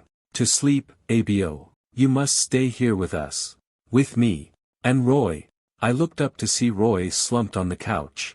Our eyes met, and I nodded toward the door. It seemed then that the entire room became silent, as if I were watching the scene on television and the sound had gone off. I saw the white-haired man fill Roy's glass, and I thought about pulling Roy out of the room. But Roy's eyes slid away from mine. He laughed and poured the drink down his throat to much cheering and applause, cheering that I still could hear even after Saeed, Bernard, and I had started making our way back towards Selena's house. "Those people were too drunk," Bernard said weakly as we walked across the field. Saeed nodded and turned to me. "I'm afraid Roy is too much like my eldest brother. You know, your father was very popular in these parts. Also in Alago. Whenever he came home, he would buy everyone drinks and stay out very late. The people here appreciated this. They would tell him, 'You are a big man, but you have not forgotten us.' Such words made him happy, I think. I remember once, he took me to Kisumu town in his Mercedes. On the way, he saw a matatu picking up passengers, and he said to me, 'Saeed, we will be matatu drivers this evening.' At the next matatu stop, he picked up the remaining people and told me to collect the regular fare from them. I think we squeezed 8 people into his car. He took them not only to Kisumu but to their houses, or wherever they needed to go. And when each of them got out, he gave them all their money back. The people didn't understand why he did this thing, and I also didn't understand at the time. After we were done, we went to the bar, and he told the story of what we had done to all of his friends. He laughed very well that night." Saeed paused, choosing his words carefully. "This is what made my brother such a good man, these things. But I think also that once you are one thing, you cannot pretend that you are something else. How could he be a matatu driver, or stay out all night drinking, and also he is writing Kenya's economic plan? A man does service for his people by doing what is right for him, isn't this so? Not by doing what others think he should do. But my brother, although he prided himself on his independence, I also think that he was afraid of some things. Afraid of what people would say about him if he left the bar too early. That perhaps he would no longer belong with those he'd grown up with. I don't want to be that way, Bernard said. Saeed looked at his nephew with something like regret. I did not mean to speak so freely, Bernard. You must respect your elders. They clear the way for you so that your path is easier. But if you see them falling into a pit, then you must learn to what? Step around, Bernard said. You are right. Diverge from that path and make your own. Saeed put his arm over the younger man's shoulders. As we approached Selena's house, I looked back behind me. I could still see the dim light of the old man's window, and sense his blind eyes staring out into the darkness. Chapter 19. Roi and Abo both woke up with bad headaches, and along with Kezia stayed in Kendu for another day. In slightly better shape, I decided to make the trip back to home squared with Saeed and Bernard by bus, a decision I soon regretted. We had to stand for most of the way, our heads forced down by the bus's low roof. To make matters worse, I'd come down with a case of the runs. My stomach lurched with every bump. My head throbbed with each wayward turn. And so it was in a cautious trot that I first appeared to Granny and Alma upon our return, offering them a curt wave before racing across the backyard, around an errant cow, and into the outhouse. 20 minutes later I emerged, blinking like a prisoner in the light of the early afternoon. The women were gathered on straw mats under the shade of a mango tree while Granny braided Alma's hair and Saituni braided the hair of a neighbor's girl. Did you have a nice time? Alma said, trying not to smile. Wonderful. I sat down beside them and watched as a skinny old woman came out of the house and took a spot next to Granny. The old woman was in her early 70s, I guessed, but was dressed in a bright pink sweater. She folded her legs to the side like a bashful schoolgirl. She peered at me and spoke to Alma in Luo. She says you don't look so well. The old woman smiled at me, revealing 2 missing bottom front teeth. This is our grandfather's sister, Dorsula, Alma continued. The last child of our great-grandfather Obama. She lives in another village, but when she heard I tell you, Barack, you are lucky you don't have braids to undo. What was I saying? Yeah, Dorsula says that when she heard that we had come she walked all the way to see us. She brings greetings from all the people of her village. Dorsula and I shook hands, and I mentioned that I'd met her older brother in Kendu Bay. She nodded and spoke again. She says her brother is very old, Alma translated. When he was younger, he looked just like our grandfather. Sometimes even she couldn't tell them apart. I agreed and took out my lighter. As I pulled at the flame, our great-aunt hooted and spoke rapidly to Alma. She wants to know where the fire comes from. I handed Dorsula the lighter and showed her how it worked as she continued to speak. Alma explained, she says that things are changing so fast it makes her head spin. She says that the first time she saw television, she assumed the people inside the box could also see her. She thought they were very rude, because when she spoke to them they never answered back. Dorsula chuckled at herself good-humoredly, while Saituni went into the cooking hut. A few minutes later, Saituni came out with a mug in her hand. I asked her what had happened to Saeed and Bernard. They're asleep, she said, handing me the cup. Here. Drink this. I took a sniff of the steaming green liquid. It smelled like a swamp. What is it? It's made from a plant that grows here. Trust me, it will firm up your stomach in a jiffy. I took a tentative first sip. The brew tasted as bad as it looked, but Saituni stood over me until I had gulped down the last drop. That is your grandfather's recipe, she said. I told you he was a herbalist. I took another puff from my cigarette and turned to Alma. Ask Granny to tell me more about him, I said. Our grandfather, I mean. Roy says that he actually grew up in Kendu, then moved to Alago on his own. Granny nodded to Alma's translation. Does she know why he left Kendu? Granny shrugged. She says that originally his people came from this land, Alma said. I asked Granny to start from the beginning. How did our great-grandfather Obama come to live in Kendu? Where did our grandfather work? Why did the old man's mother leave? As she started to answer, I felt the wind lift, then die. A row of high clouds crossed over the hills. And under the fanning shade of the mango tree, as hands wove black curls into even rows, I heard all our voices begin to run together, the sound of 3 generations tumbling over each other like the currents of a slow-moving stream, my questions like rocks roiling the water, the breaks in memory separating the currents, but always the voices returning to that single course. a single story. First there was Miwairu. It's not known who came before. Miwairu sired Sigoma, Sigoma sired Oeni, Oeni sired Kisodi, Kisodi sired Ogilo, Ogilo sired Otandi, Otandi sired Obongo, Obongo sired Okoth, and Okoth sired Opia. The women who bore them, their names are forgotten, for that was the way of our people. Okoth lived in Alago. Before that, it is known only that families traveled a great distance, from the direction of what is now Uganda, and that we were like the Maasai, migrating in search of water and grazing land for great herds of cattle. In Alago, the people settled and began to grow crops. Other Luo settled by the lake and learned to fish. There were other tribes, who spoke Bantu, already living in Alago when the Luo came, and great wars were fought. Our ancestor Oeni was known as a great warrior and leader of his people. He helped to defeat the Bantu armies, but the Bantu were allowed to stay on and marry Luo, and taught us many things about farming and the new land. Once people began to settle and farm, the land in Alago became crowded. Opio, son of Okoth, was a younger brother, so perhaps that is why he decided to move to Kendube.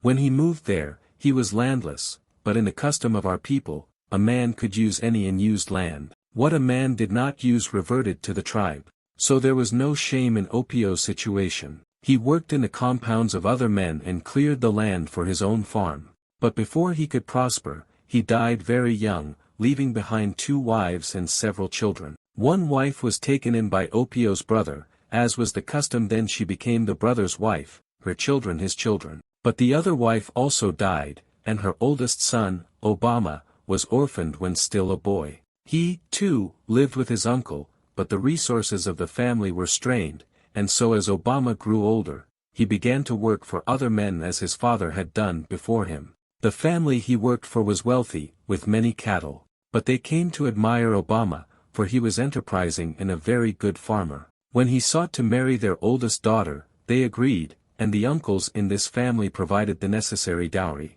And when this eldest daughter died, they agreed that Obama could marry the younger daughter, whose name was Nyok. Eventually Obama had 4 wives, who bore him many children. He cleared his own land and became prosperous, with a large compound and many cattle and goats. And because of his politeness and responsible ways, he became an elder in Kendu, and many came to seek his advice. Your grandfather, Onyango, was Nyok's 5th son. Dorsala, who sits here, was the last child of Obama's last wife. This is the time before the white man came. Each family had their own compound, but they all lived under the laws of the elders. Men had their own huts, and were responsible for clearing and cultivating their land, as well as protecting the cattle from wild animals and the raids of other tribes. Each wife had her own vegetable plot, which only she and her daughters would cultivate. She cooked the man's food, drew water, and maintained the huts. The elders regulated all plantings and the harvests. They organized families to rotate their work, so that each family helped the other, in doing these things. The elders distributed food to widows or those who had fallen on hard times, provided cattle as dowry for those men who had no cattle themselves, and settled all conflicts. The words of the elders were law and strictly followed. Those who disobeyed would have to leave and start anew in another village. The children did not go to school, but learned alongside their parents. The girls would accompany their mothers and learn how to grind the millet into porridge, how to grow vegetables and pack clay for the huts. The boys learned from their fathers how to herd and work pongas and throw spears. When a mother died, another would take the child in and suckle him as her own. At night, the daughters would eat with their mothers, while the sons would join their father in his hut, listening to stories and learning the ways of our people. Sometimes a harpist would come, and the entire village would come to listen to his songs. The harpists sang of great deeds of the past, the great warriors and wise elders. They would praise men who were good farmers, or women who were beautiful, and rebuke those who were lazy or cruel. All were recognized in these songs for their contributions to the village, good and bad, and in this way the traditions of the ancestors stayed alive in all who heard. When the children and women were gone, the men in the village would gather together and decide on the village affairs. Even from the time that he was a boy, your grandfather Onyango was strange. It is said of him that he had ants up his anus, because he could not sit still. He would wander off on his own for many days, and when he returned he would not say where he had been. He was very serious always. He never laughed or played games with the other children, and never made jokes. He was always curious about other people's business, which is how he learned to be a herbalist. You should know that a herbalist is different from a shaman, what the white man calls a witch doctor. A shaman casts spells and speaks to the spirit world. The herbalist knows various plants that will cure certain illnesses or wounds, how to pack a special mud so that a cut will heal. As a boy, your grandfather sat in the hut of the herbalist in his village, watching and listening carefully while the other boys played, and in this way he gained knowledge. When your grandfather was still a boy, we began to hear that the white man had come to Kisumu town. It was said that these white men had skin as soft as a child's, but that they rode on a ship that roared like thunder and had sticks that burst with fire. Before this time, no one in our village had seen white men, only Arab traders who sometimes came to sell us sugar and cloth. But even that was rare, for our people did not use much sugar, and we did not wear cloth, only a goatskin that covered our genitals. When the elders heard these stories, they discussed it among themselves and advised the men to stay away from Kisumu until this white man was better understood. Despite this warning, Onyango became curious and decided that he must see these white men for himself. One day he disappeared, and no one knew where he had gone. Then, many months later, while Obama's other sons were working the land, Onyango returned to the village. He was wearing the trousers of a white man, and a shirt like a white man, and shoes that covered his feet. The small children were frightened, and his brothers didn't know what to make of this change. They called Obama, who came out of his hut, and the family gathered round to stare at Onyango's strange appearance. "What has happened to you?" Obama asked. "Why do you wear these strange skins?" Onyango said nothing, and Obama decided that Onyango must be wearing trousers to hide the fact that he was circumcised, which was against Luo custom. He thought that Onyango's shirt must be covering a rash, or sores. Obama turned to his other sons and said, "Don't go near this brother of yours. He is unclean." Then he returned to his hut, and the others laughed and shunned Onyango. Because of this, Onyango returned to Kisumu, and would remain estranged from his father for the rest of his life. Nobody realized then that the white man intended to stay in the land. We thought that they had come only to trade their goods. Some of their customs we soon developed a taste for, like the drinking of tea. With tea, we found that we needed sugar, and tea kettles, and cups. All these things we bought with skins and meat and vegetables. Later we learned to accept the white man's coin. But these things did not affect us deeply. Like the Arabs, the white men remained small in number, and we assumed they would eventually return to their own land. In Kisumu, some white men stayed on and built a mission.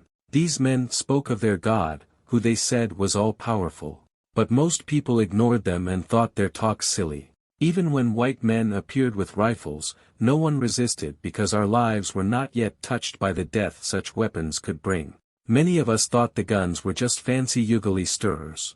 Things began to change with the first of the white man's wars. More guns arrived, along with a white man who called himself district commissioner. We called this man Bwana Ogolo, which meant the oppressor. He imposed a hut tax that had to be paid in the white man's money. This forced many men to work for wages. He conscripted outright many of our men into his army to carry provisions and build a road that would allow automobiles to pass. He surrounded himself with Luos who wore clothes like the white man to serve as his agents and tax collectors. We learned that we now had chiefs, men who were not even in the council of elders. All these things were resisted, and many men began to fight. But those who did so were beaten or shot. Those who failed to pay taxes saw their huts burned to the ground. Some families fled farther into the countryside to start new villages.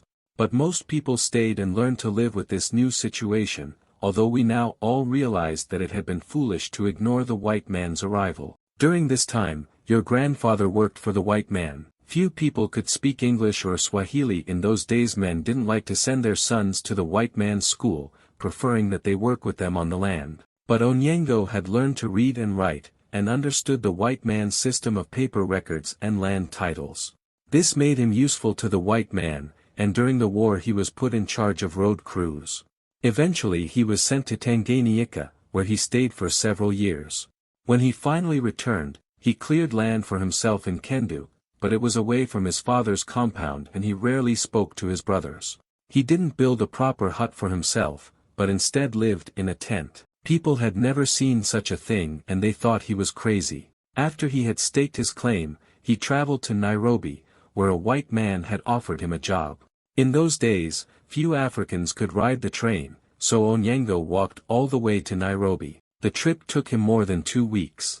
Later he would tell us of the adventures he had during this journey. Many times he chased away leopards with his panga. Once he was chased into a tree by an angry buffalo and had to sleep in the tree for 2 days.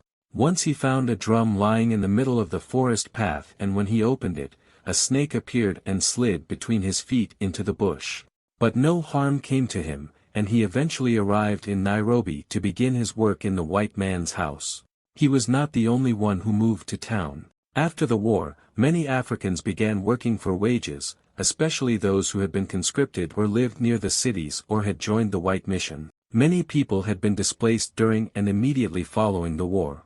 The war had brought famine and disease in its wake, and it brought large numbers of white settlers, who were allowed to confiscate the best land. The Kikuyu felt these changes the most, for they lived in the highlands around Nairobi, where white settlement was heaviest.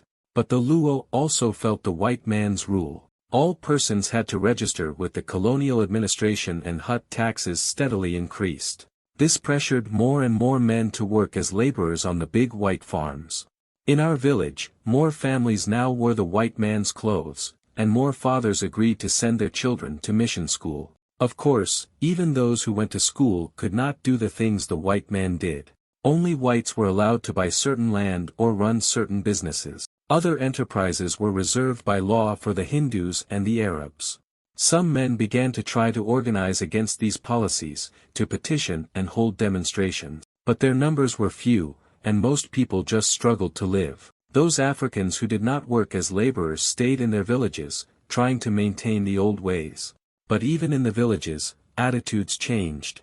The land was crowded, for with new systems of land ownership, there was no longer room for sons to start their own plots. Everything was owned by someone. Respect for tradition weakened, for young people saw that the elders had no real power. Beer, which once had been made of honey in which men drank only sparingly, now came in bottles, and many men became drunks.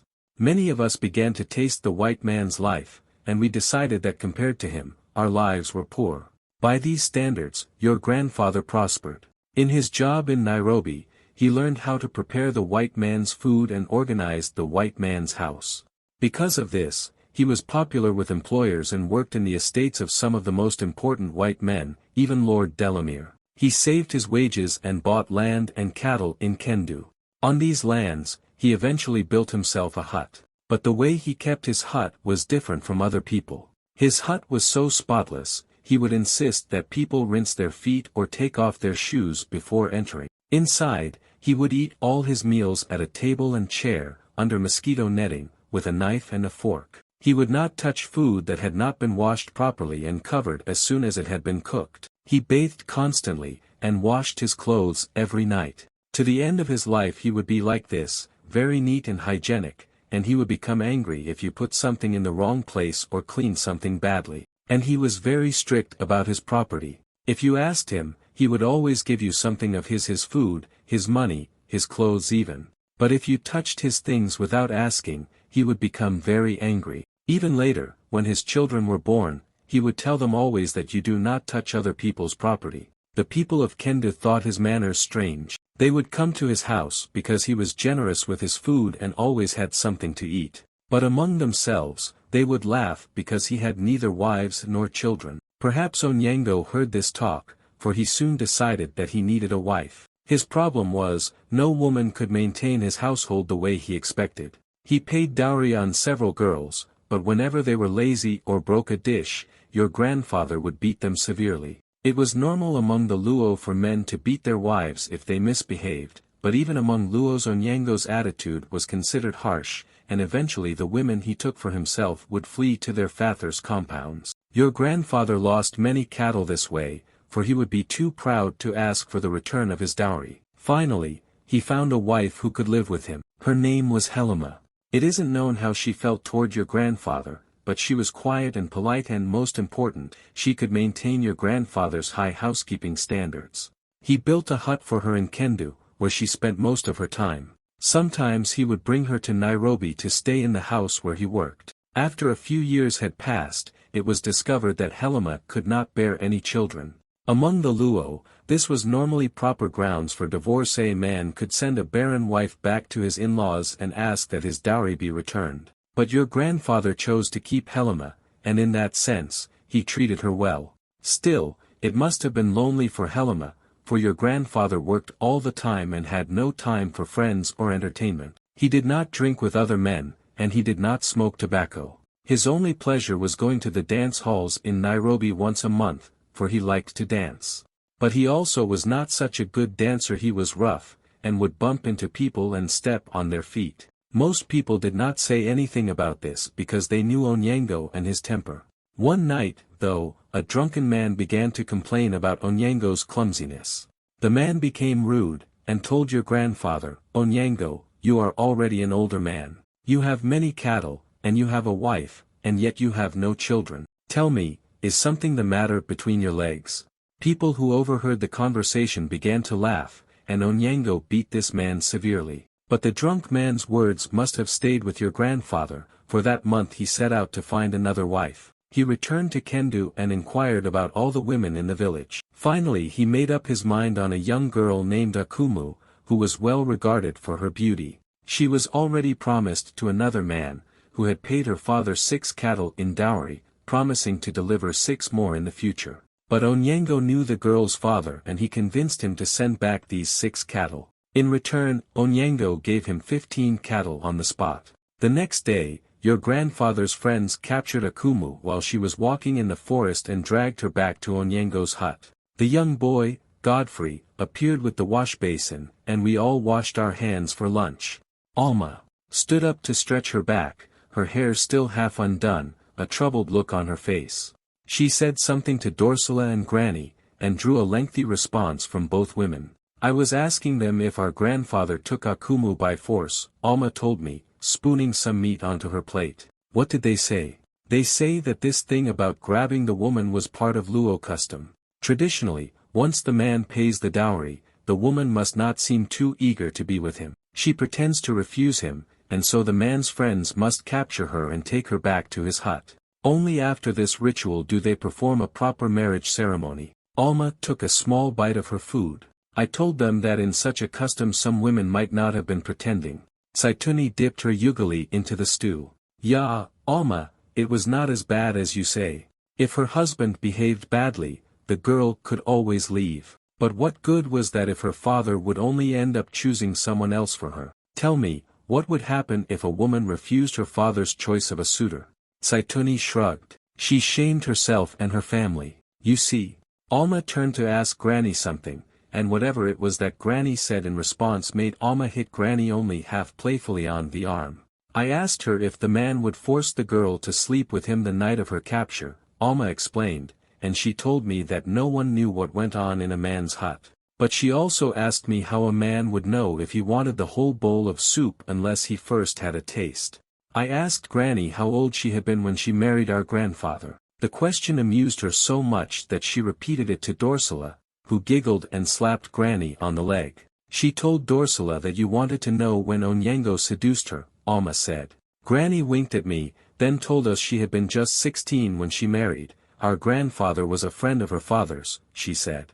I asked if that had bothered her, and she shook her head.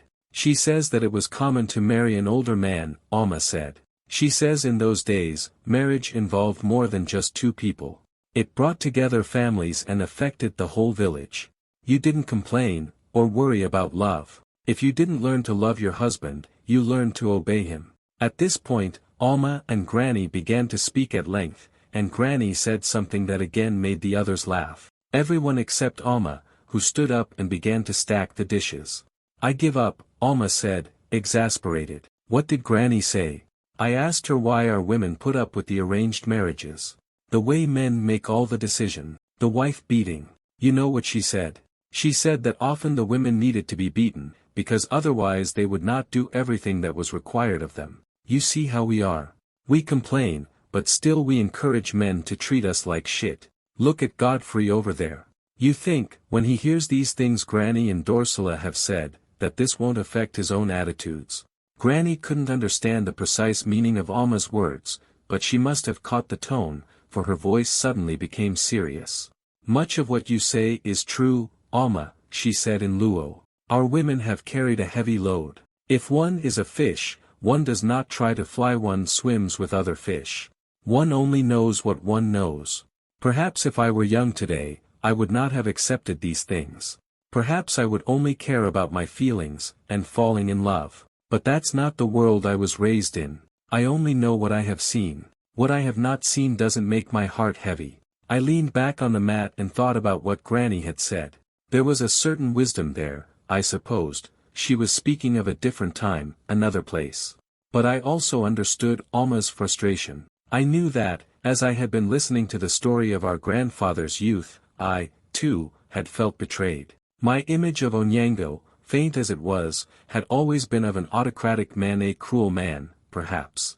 But I had also imagined him an independent man, a man of his people, opposed to white rule. There was no real basis for this image. I now realized only the letter he had written to Gramps saying that he didn't want his son marrying white. That, and his Muslim faith, which in my mind had become linked with the Nation of Islam back in the States. What Granny had told us scrambled that image completely, causing ugly words to flash across my mind. Uncle Tom, collaborator, house nigger. I tried to explain some of this to Granny, asking her if our grandfather had ever expressed his feelings about the white man. Just then, Saeed and Bernard emerged, groggy-eyed, from the house, and Saituni directed them to the plates of food that had been set aside for them. It wasn't until they had settled down to eat, and Alma and the neighbor's girl resumed their positions in front of the older women, that Granny returned to her story. I also did not always understand what your grandfather thought. It was difficult, because he did not like people to know him so well. Even when he spoke to you, he would look away for fear that you would know his thoughts. So it was with his attitude towards the white man. One day he would say one thing, and the next day it was as if he was saying something else. I know that he respected the white man for his power, for his machines and weapons and the way he organized his life. He would say that the white man was always improving himself, whereas the African was suspicious of anything new. The African is thick, he would sometimes say to me. For him to do anything, he needs to be beaten. But despite these words, I don't think he ever believed that the white man was born superior to the African. In fact, he did not respect many of the white man's ways or their customs. He thought many things that they did were foolish or unjust. He would never allow himself to be beaten by a white man. This is how he lost many jobs. If the white man he worked for was abusive, he would tell the man to go to hell and leave to find other work. Once, an employer tried to cane him, and your grandfather grabbed the man's cane and thrashed him with it. For this he was arrested, but when he explained what had happened, the authorities let him off with a fine and a warning. What your grandfather respected was strength, discipline. This is why, even though he learned many of the white man's ways, he always remained strict about Luo tradition. Respect for elders. Respect for authority. Order and custom in all his affairs. This is also why he rejected the Christian religion, I think. For a brief time, he converted, and even changed his name to Johnson. But he could not understand such ideas as mercy towards your enemies, or that this man Jesus could wash away a man's sins. To your grandfather, this was foolish sentiment, something to comfort women. And so he converted to Islam. He thought its practices conformed more closely to his beliefs. In fact, it was this hardness that caused so many problems between him and Akumu. By the time I came to live with him, she had already borne Onyango 2 children. The first was Sarah. 3 years later came your father, Barak. I did not know Akumu well, for she and her children lived with Helima on your grandfather's compound in Kendu, while I stayed with him in Nairobi, to help him with his work there. But whenever I accompanied your grandfather to Kendu, I could see that Akumu was unhappy. Her spirit was rebellious, and she found Onyango too demanding. He would always complain that she kept a bad house. Even in child rearing, he was strict with her. He told her to keep the babies in cribs and dress them in fancy clothes that he brought from Nairobi. Whatever the babies touched had to be even cleaner than before. Helima tried to help Akumu, and cared for the children as if they were her own, but it didn't help. Akumu was only a few years older than me, and the pressure on her was great. And perhaps Amma is right, perhaps she still loved the man she was to have wed before Onyango took her away. Whatever it was, more than once she tried to leave Onyango. Once after Sarah was born, and again after Barak. Despite his pride, Onyango followed her both times, for he believed that the children needed their mother. Both times, Akumu's family took his side, so she had no choice but to return. Eventually she learned to do what was expected of her. But she quietly clung to her bitterness. Life became easier for her when the Second World War came. Your grandfather went overseas as the cook to the British captain, and I came to live with Akumu and Helima, helping both with the children and their crops. We did not see Onyango for some time. He traveled widely with the British regiments to Burma and Ceylon, to Arabia, and also somewhere in Europe. When he returned 3 years later, he came with a gramophone and that picture of the woman he claimed to have married in Burma. The pictures you see on my wall, they are taken from this time. Onyango was now almost 50. More and more, he thought of quitting his work for the white man and returning to farm the land. He saw, though, that the land surrounding Kendu was crowded and overgrazed. So his mind went back to Alego, the land that his grandfather had abandoned. One day he came to his wives and told us that we should prepare ourselves to leave for Alego. I was young and adaptable, but the news came as a shock to Helima and Akumu. Both of their families lived in Kendu, and they had become accustomed to living there. Helima especially feared that she would be lonely in this new place, for she was almost as old as Onyango and had no children of her own, so she refused to go.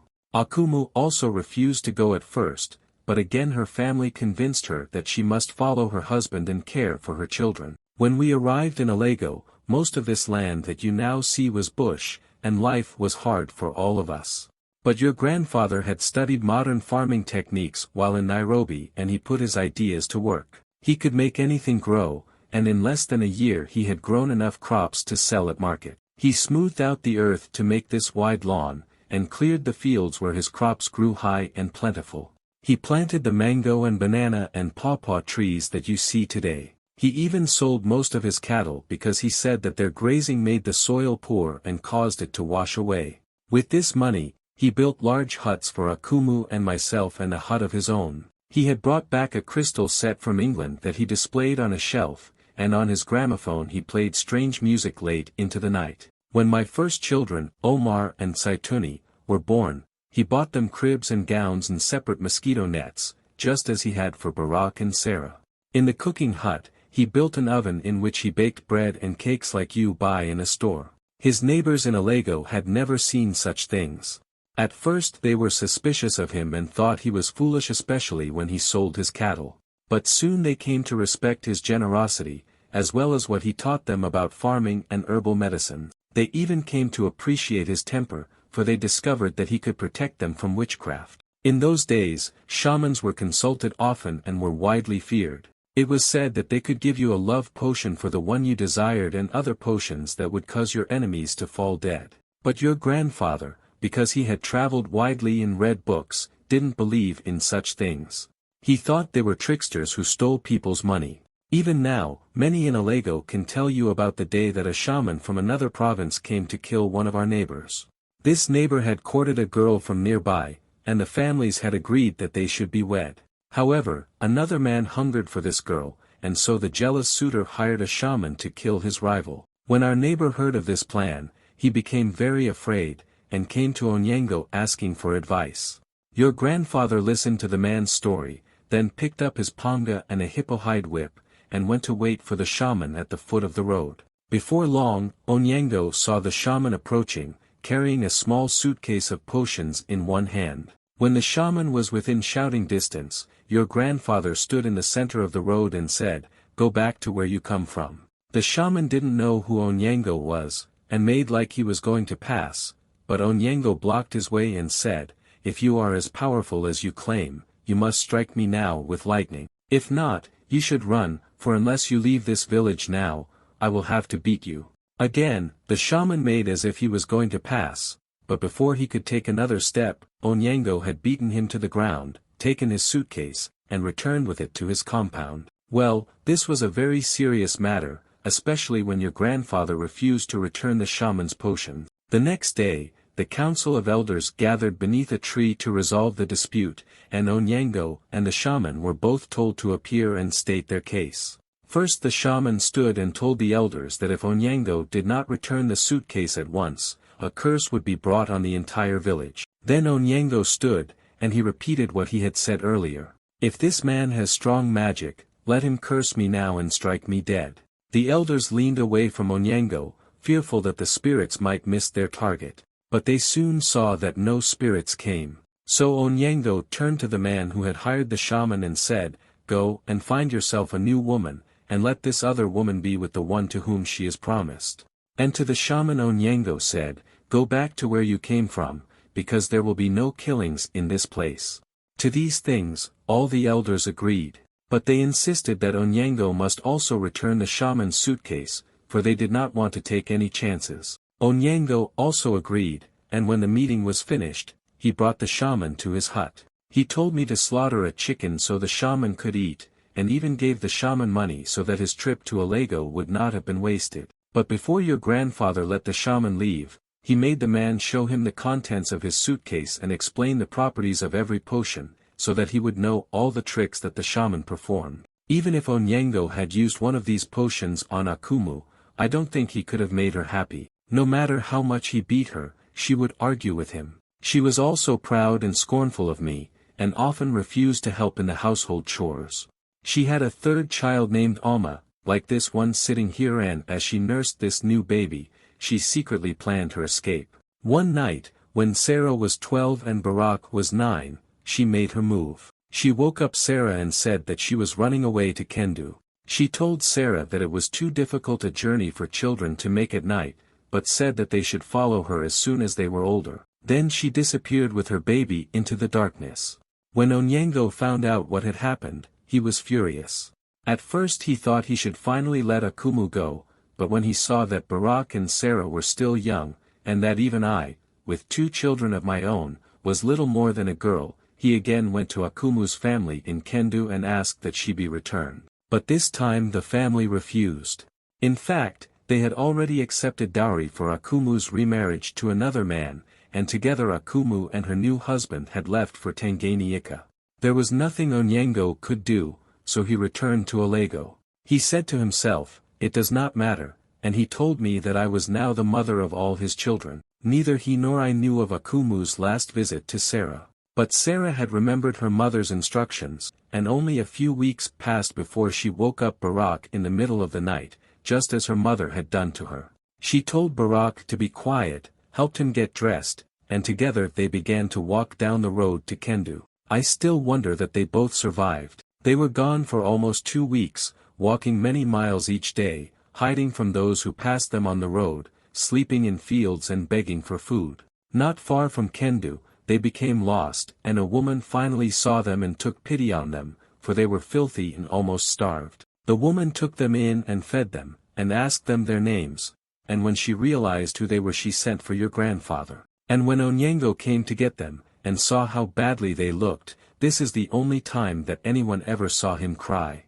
The children never tried to run away again, but I don't think they ever forgot this journey they made. Sarah kept a careful distance from Onyango, and in her heart remained loyal to Akumu, for she was older, and perhaps had seen how the old man had treated her mother.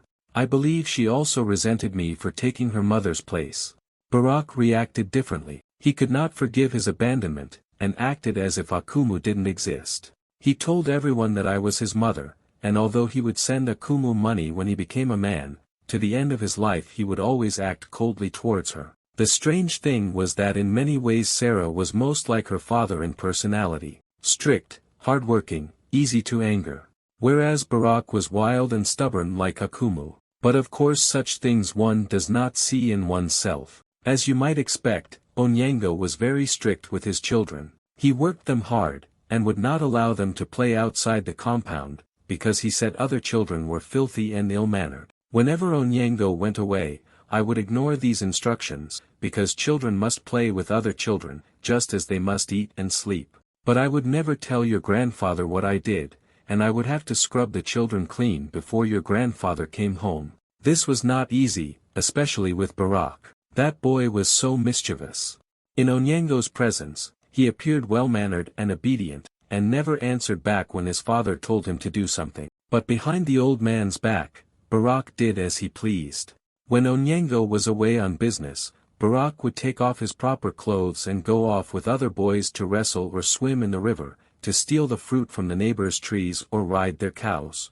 The neighbors were afraid to go directly to Onyango, so they would come to me and complain about these things. But I could not get mad at Barak, and would always cover up his foolishness from Onyango, for I loved him as my own son. Although he did not like to show it, your grandfather was also very fond of Barak, because the boy was so clever. When Barak was only a baby, Onyango would teach him the alphabet and numbers, and it was not long before the son could outdo the father in these things. This pleased Onyango, for to him knowledge was the source of all the white man's power, and he wanted to make sure that his son was as educated as any white man. He was less concerned with Sarah's education, although she was also quick like Barak. Most men thought educating their daughters was a waste of money. When Sarah was finished with primary school, she came to Onyango begging for school fees to go on to secondary school. He said to her, "Why should I spend school fees on you when you will come to live in another man's house?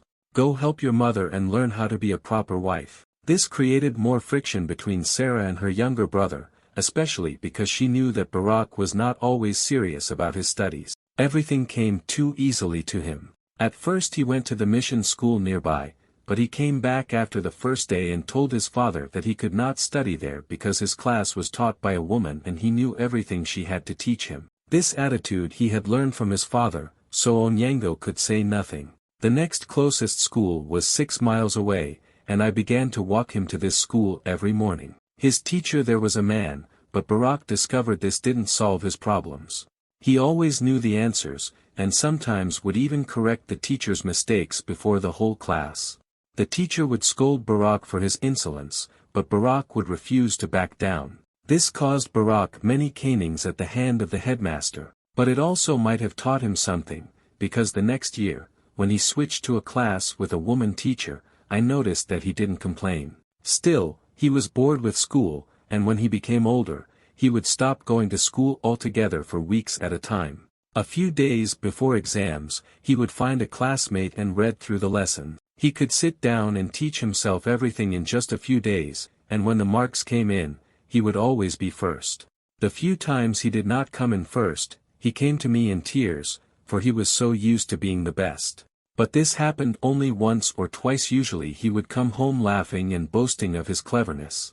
Barak did not mean his boasts cruelly. He was always good-natured towards his classmates, and would help them whenever they asked. His boasts were like those of a child who discovers that he can run fast or hunt well. So he did not understand that others might resent his ease. Even as a man, he did not understand such things. In a bar or a restaurant, he would see classmates of his who were now ministers or businessmen, and in front of everybody he would tell them their ideas were silly. He would say to them, "Oi, I remember that I had to teach you arithmetic, so how can you be such a big man now?" Then he would laugh and buy these men beers, for he was also fond of them. But these fellows would remember their school days, and know what Barak had said was true, and although they might not show it, his words made them angry. By the time your father was a teenager, things were changing rapidly in Kenya. Many Africans had fought in the Second World War. They had carried arms and distinguished themselves as great warriors in Burma and Palestine. They had seen the white man fight his own people, and had died beside white men, and had killed many white men themselves.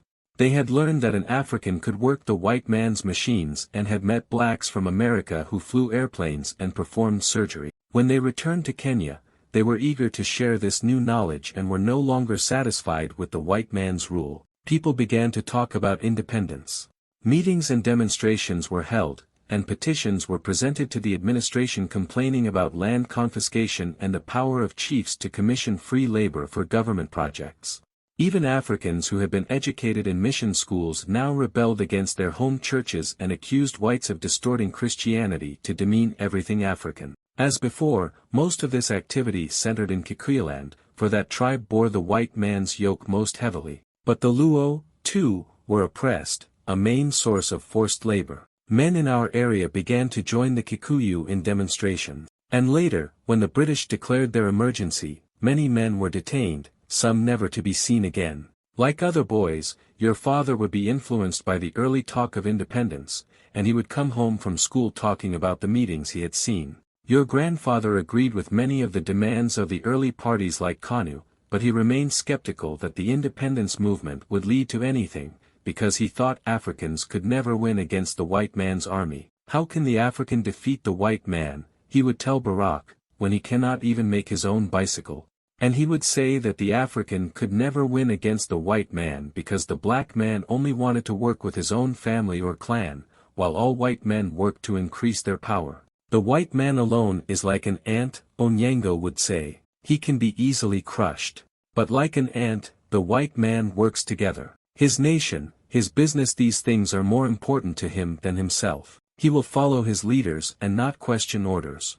Black men are not like this. Even the most foolish black man thinks he knows better than the wise man. That is why the black man will always lose. Despite his attitude, your grandfather would once find himself detained. An African who worked for the district commissioner was jealous of your grandfather's lands. This man had once been rebuked by your grandfather because he would collect excessive taxes and pocket the money for himself. During the emergency, this man placed Onyango's name on a list of KANU supporters and told the white man that Onyango was a subversive. One day, the white man's askaris came to take Onyango away, and he was placed in a detention camp. Eventually he received a hearing, and he was found innocent. But he had been in the camp for over 6 months, and when he returned to Alego he was very thin and dirty. He had difficulty walking, and his head was full of lice. He was so ashamed, he refused to enter his house or tell us what had happened. Instead, he called me to boil him water and bring him one of his razors. He shaved off his hair, and I had to help him bathe for a very long time, just where you are now sitting. And from that day on, I saw that he was now an old man. Barack was away at the time and only learned about this detention later. He had taken the district examination, and had been admitted to Masino Mission School, some 50 miles south, near the equator. This should have been a great honor for Barack, because few Africans were allowed to get secondary education, and only the best students got into Masino, but your father's rebellious nature caused the school much grief. He would sneak girls into his dormitory, for he could always talk very sweetly to girls and promise them all that they dreamed. He and his friends would raid nearby farms for chickens and yams, because they did not like the dormitory food. The teachers at the school overlooked many of these infractions, for they saw how smart he was. But eventually Barack went too far with his mischief and was finally expelled. Onyango was so furious when he found out, he beat Barack with a stick until Barack's back was bleeding. But Barack refused to run or cry out, or even explain himself to his father. Finally, Onyango told Barack, "If you cannot behave properly in my compound, I have no use for you here." The following week, Onyango told Barack that he had arranged for him to travel to the coast, where he would work as a clerk. "You will learn the value of education now," the old man said. "I will see how you enjoy yourself, earning your own meals." Barack had no choice but to obey his father. He went to Mombasa and took the job, in the office of an Arab merchant. But after a short time, he had an argument with the Arab and left without collecting his pay. He found another clerk's job, but it paid much less. He was too proud to ask his father for help or admit that he had been wrong. Nevertheless, word got back to Onyango, and when Barack came home for a visit, his father shouted to him that he would amount to nothing. Barack tried to tell Onyango that the new job paid much better than the one Onyango had arranged. He said that he was earning 150 shillings every month. So Onyango said, "Let me see your wage book, if you are such a wealthy man." And when Barack said nothing, Onyango knew that his son had lied. He went into his hut and told Barack to go away because he had brought shame on his father. Barack moved to Nairobi and found a job working as a clerk for the railway. But he was bored, and he became distracted by the politics of the country. The Kikuyu had begun their warfare in the forests. Everywhere there were rallies calling for Kenyatta's release from prison. Barack began to attend political meetings after work and came to know some of the KANU leadership. At one of these meetings, the police came, and Barak was arrested for violating the meeting law. He was jailed, and sent word to his father that he needed money for bail. But Onyango refused to give Barak the money he'd asked for, and told me that his son needed to learn his lesson well. Because he was not a leader in Kanu, Barak was released after a few days. But there was no happiness in his release, for he had begun to think that perhaps what his father had said was true, that he would amount to nothing. He was a man of 20, and what did he have? He had been fired from his railway job. He was estranged from his father, without money or prospects. And he now had a wife and a child. He had met Kezia when he was only 18. She lived in Kendu with her family then. He was struck by her beauty, and after a brief courtship he decided that he would marry her. To do so, he knew that his father would have to help him with the dowry payment, and so he asked me to intercede on his behalf. At first Onyango resisted, and Sarah, who had moved back to Alego after her first husband died, also disapproved. She told your grandfather that Kezia only wanted to live off the family's wealth. But I told Onyango that it would be improper for Barak to have to beg from other relatives for a dowry when everyone knew he was the son of a well-off man. Onyango saw that I spoke the truth, and he relented. 1 year after Barak and Kezia were married, Roy was born. 2 years later came Alma. To support this family, Barak had to take any work he could find, and he finally convinced another Arab, named Suleiman, to take him on as an office boy. But Barak remained deeply depressed, almost desperate. Many of his age mates from Masino, the ones who were not as gifted as him, were already leaving for Makerere University in Uganda. Some had even gone to London to study. They could expect big jobs when they returned to a liberated Kenya. Barak saw that he might end up working as the clerk of these men for the rest of his life. Then, good fortune struck, in the form of 2 American women. They were teaching in Nairobi, connected to some religious organization, I think, and one day they came into the office where Barak was working. Your father struck up a conversation with them, and soon these women became his friends. They loaned him books to read and invited him to their house, and when they saw how smart he was, they told him that he should go to a university. He explained that he had no money and no secondary school certificate, but these women said they could arrange for him to take a correspondence course that would give him the certificate he needed. If he was successful, they said, they would try to help him get into a university in America. Barak became very excited and immediately wrote away for this correspondence course. For the first time in his life he worked diligently. Every night, and during his lunch hours, he would study his books and do the lessons in his notebooks. A few months later, he sat for the exam at the American Embassy. The exam took several months to score, and during this wait he was so nervous he could barely eat. He became so thin that we thought he would die. One day, the letter came. I was not there to see him open it. I know that when he told me the news, he was still shouting out with happiness. And I laughed along with him, for it was just as things had been so many years before, when he used to come home after school to boast about his marks. He still had no money, though, and no university had yet accepted him. Onyango had softened towards his son when he saw that he was becoming more responsible, but even he could not raise the money to pay university fees and transport abroad. Some in the village were willing to help, but many were afraid that if Barak went off with their money they would never see him again. So Barak wrote to universities in America. He wrote and he wrote. Finally, a university in Hawaii wrote back and told him they would give him a scholarship. No one knew where this place was, but Barak didn't care. He gathered up his pregnant wife and son and dropped them off with me, and in less than a month he was gone. What happened in America, I cannot say. I know that after less than 2 years we received a letter from Barak saying that he had met this American girl, and that he would like to marry her. Now, Barry, you have heard that your grandfather disapproved of this marriage. This is true, but it is not for the reasons you say. You see, Onyango did not believe your father was behaving responsibly. He wrote back to Barak, saying, how can you marry this white woman when you have responsibilities at home? Will this woman return with you and live as a Luo woman? Will she accept that you already have a wife and children? I have not heard of white people understanding such things. Their women are jealous and used to being pampered. But if I am wrong in this matter, let the girl's father come to my hut and discuss the situation properly. For this is the affairs of elders, not children. He also wrote to your grandfather Stanley and said many of these same things. As you know, your father went ahead with the marriage. He only told Onyango what had happened after you were born. We are all happy that this marriage took place, because without it we would not have you here with us now.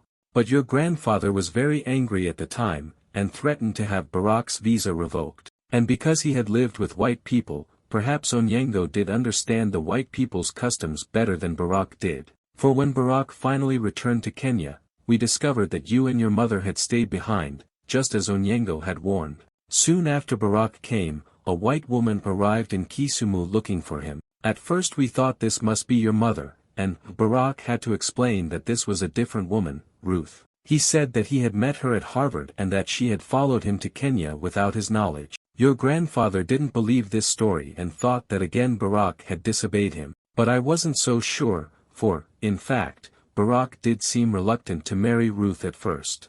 I'm not sure what finally swayed him. Maybe he felt Ruth would be better suited to his new life. Or maybe he heard gossip that Kezia had enjoyed herself too much during his absence, even though I told him that this gossip was not true. Or maybe he just cared for Ruth more than he liked to admit. Whatever the reason, I know that once Barak agreed to marry Ruth, she could not accept the idea of his having Kezia as a second wife. That is how the children went to live with their father and his new wife in Nairobi. When Barak brought Alma and Roy back to visit, Ruth would refuse to accompany him and would not let Barak bring David or Mark. Onyango did not discuss this directly with Barak, but he would say to his friends, in such a way that Barak could hear him, "My son is a big man, but when he comes home his mother must cook for him instead of his wife. The others have told you what happened to your father in Nairobi. We saw him rarely, and he would usually stay only a short time. Whenever he came, he would bring us expensive gifts and money and impress all the people with his big car and fine clothes. But your grandfather continued to speak harshly to him, as if he were a boy." Onyango was now very old. He walked with a cane and was almost blind. He could not even bathe without my help, which I think caused him shame. But age did not soften his temper. Later, when Barak fell from power, he would try to hide his problems from the old man. He continued to bring gifts that he could no longer afford, although we noticed that he arrived in a taxi instead of in his own car. Only to me would he confide his unhappiness and disappointments. I would tell him he was too stubborn in his dealings with the government. He would talk to me about principles, and I would tell him that his principles weighed heavily on his children. He would say I didn't understand, just as his father had said to me. So I stopped giving advice and just listened. That is what Barak needed most, I think, someone to listen to him. Even after things had improved again for him, and he had built this house for us, he remained heavy-hearted. With his children, he behaved just as Onyango had behaved towards him. He saw that he was pushing them away, but there was nothing he could do. He still liked to boast and laugh and drink with the men. But his laughter was empty. I remember the last time he visited Onyango before the old man died. The two of them sat in their chairs, facing each other and eating their food, but no words passed between them. A few months later, when Onyango finally went to join his ancestors, Barak came home to make all the arrangements. He said very little, and it is only when he sorted through a few of the old man's belongings that I saw him begin to weep. Granny stood up and brushed the grass off her skirt. The yard was hushed, the silence broken only by a bird's anxious trill. "It's going to rain," she said, and we all gathered up the mats and cups and carried them into the house. Once inside, I asked Granny if she had anything left of the old man's or our grandfather's. She went into her bedroom, sorting through the contents of an old leather trunk. A few minutes later, she emerged with a rust-colored book the size of a passport, along with a few papers of different colors, stapled together and chewed at an angle along one side. "I'm afraid this is all I could find," she said to Alma. "The rats got to the papers before I had a chance to put them away." Alma and I sat down and set the book and papers on the low table in front of us. The binding on the red book had crumbled away, but the cover was still legible. "Domestic Servants' Pocket Register," it read, and in smaller letters, "Issued under the authority of the Registration of Domestic Servants Ordinance, 1928, Colony and Protectorate of Kenya." On the book's inside cover, we found a 2-shilling stamp above Onyango's left and right thumbprints. The swirls were still clear, like an imprint of coral. The box was empty where the photograph once had been. The preamble explained, The object of this ordinance is to provide every person employed in a domestic capacity with a record of such employment, and to safeguard his or her interests as well as to protect employers against the employment of persons who have rendered themselves unsuitable for such work. The term servant was defined: cook, house servant, waiter, butler, nurse, valet, bar boy, footman, or chauffeur, or washerman. The rules governing the carrying of such passbooks: servants found to be working without such books, or in any way injuring such books, are liable to a fine not exceeding 100 shillings or to imprisonment not exceeding 6 months or to both. And then, the particulars of said registered servant, filled out in the elegant, unhurried script of a nameless clerk. Name: Hussein Tu Onyango.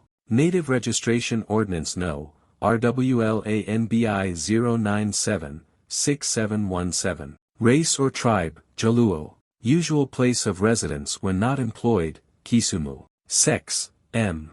Age: 35. Height and build: 6 feet 0 inches medium. Complexion: dark. Nose: flat. Mouth: large. Hair: curly. Teeth: 6 missing. Scars, tribal marks, or other peculiarities: none. Toward the back of the book, we found the particulars of employment, signed and testified to by various employers. Captain C. Harford of Nairobi's Government House said that Onyango performed his duties as personal boy with admirable diligence.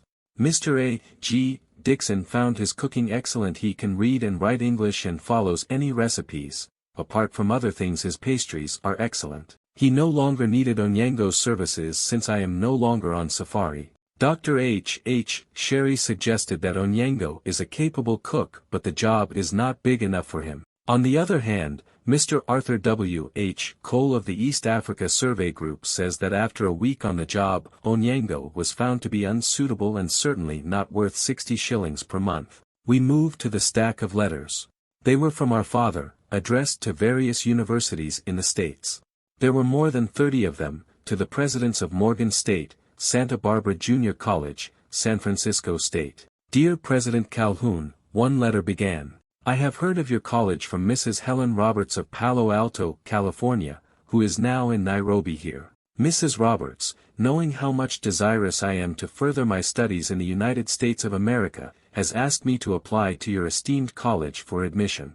I shall therefore be very much pleased if you will kindly forward me your application form and information regarding the possibility of such scholarships as you may be aware of. Attached to several letters were recommendations from Miss Elizabeth Mooney, a literacy specialist from Maryland. It is not possible to obtain Mr. Obama's school transcripts, she wrote, since he has been out of school for some years.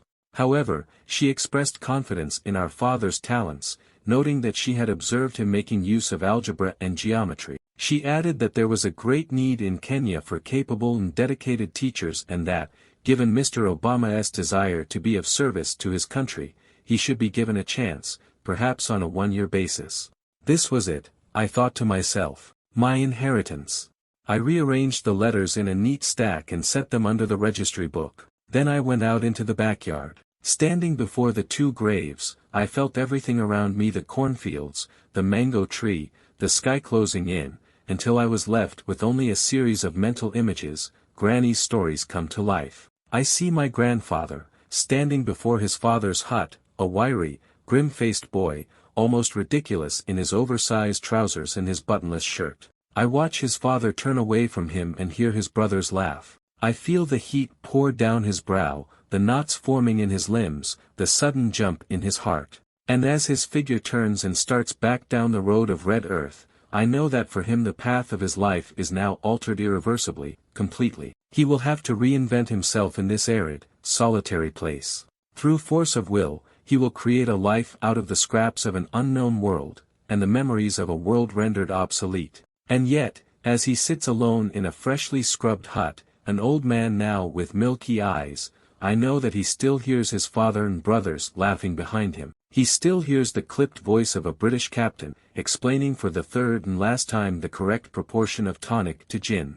The nerves in the old man's neck tighten, the rage builds, he grabs his stick to hit at something, anything. Until finally his grip weakens with the realization that for all the power in his hands and the force of his will, the laughter, the rebukes, will outlast him. His body goes slack in the chair. He knows that he will not outlive a mocking fate. He waits to die, alone. The picture fades, replaced by the image of a 9-year-old boy, my father. He's hungry, tired, clinging to his sister's hand, searching for the mother he's lost.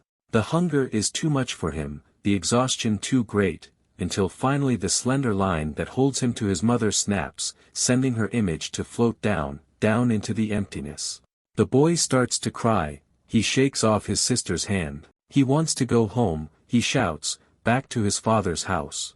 He will find a new mother. He will lose himself in games and learn the power of his mind. But he won't forget the desperation of that day. 12 years later, at his narrow desk, he will glance up from a stack of forms toward the restless sky and feel that same panic return. He, too, will have to invent himself. His boss is out of the office. He sets the forms aside and from an old file cabinet pulls out a list of addresses. He yanks the typewriter toward him and begins to type, letter after letter after letter, typing the envelopes, sealing the letters like messages in bottles that will drop through a post office slot into a vast ocean and perhaps allow him to escape the island of his father's shame. How lucky he must have felt when his ship came sailing in. He must have known, when that letter came from Hawaii, that he had been chosen after all, that he possessed the grace of his name, the baraka, the blessings of God. With the degree, the ascot, the American wife, the car, the words, the figures, the wallet, the proper proportion of tonic to gin, the polish, the panache, the entire thing seamless and natural, without the cobbled-together, haphazard quality of an earlier time. What could stand in his way? He had almost succeeded, in a way his own father could never have hoped for. And then, after seeming to travel so far, to discover that he had not escaped after all. To discover that he remained trapped on his father's island, with its fissures of anger and doubt and defeat, the emotions still visible beneath the surface, hot and molten and alive, like a wicked, yawning mouth, and his mother gone, away. I dropped to the ground and swept my hand across the smooth yellow tile. "Oh, father," I cried. "There was no shame in your confusion. Just as there had been no shame in your father's before you. No shame in the fear, or in the fear of his father before him. There was only shame in the silence fear had produced. It was the silence that betrayed us. If it weren't for that silence, your grandfather might have told your father that he could never escape himself, or recreate himself alone. Your father might have taught those same lessons to you. And you, the son, might have taught your father that this new world that was beckoning all of you involved more than just railroads and indoor toilets and irrigation ditches and gramophones, lifeless instruments that could be absorbed into the old ways. You might have told him that these instruments carried with them a dangerous power, that they demanded a different way of seeing the world. That this power could be absorbed only alongside a faith born out of hardship, a faith that wasn't new, that wasn't black or white or Christian or Muslim, but that pulsed in the heart of the first African village and the first Kansas homestead, a faith in other people. The silence killed your faith. And for lack of faith you clung to both too much and too little of your past. Too much of its rigidness, its suspicions, its male cruelties. Too little of the laughter in Granny's voice, the pleasures of company while herding the goats, the murmur of the market, the stories around the fire. The loyalty that could make up for a lack of airplanes or rifles. Words of encouragement. An embrace. A strong, true love. For all your gifts, the quick mind, the powers of concentration, the charm, you could never forge yourself into a whole man by leaving those things behind. For a long time I sat between the two graves and wept. When my tears were finally spent, I felt a calmness wash over me. I felt the circle finally close. I realized that who I was, what I cared about, was no longer just a matter of intellect or obligation, no longer a construct of words. I saw that my life in America, the black life, the white life, the sense of abandonment I'd felt as a boy, the frustration and hope I'd witnessed in Chicago, all of it was connected with this small plot of earth and ocean away, connected by more than the accident of a name or the color of my skin. The pain I felt was my father's pain. My questions were my brother's questions. Their struggle, my birthright. A light rain began to fall, the drops tapping on the leaves above. I was about to light a cigarette when I felt a hand on my arm. I turned to find Bernard squatting beside me, trying to fit the two of us under a bent-up old umbrella. "They wanted me to see if you were okay," he said. I smiled. Yeah. I'm okay. He nodded, his eyes squinting at the clouds. He turned back to me, and said, "Why don't you let me have a cigarette, and I will sit and smoke with you." I looked at his smooth, dark face, and put the cigarette back in the box. "I need to quit," I said. "Come on, let's take a walk instead."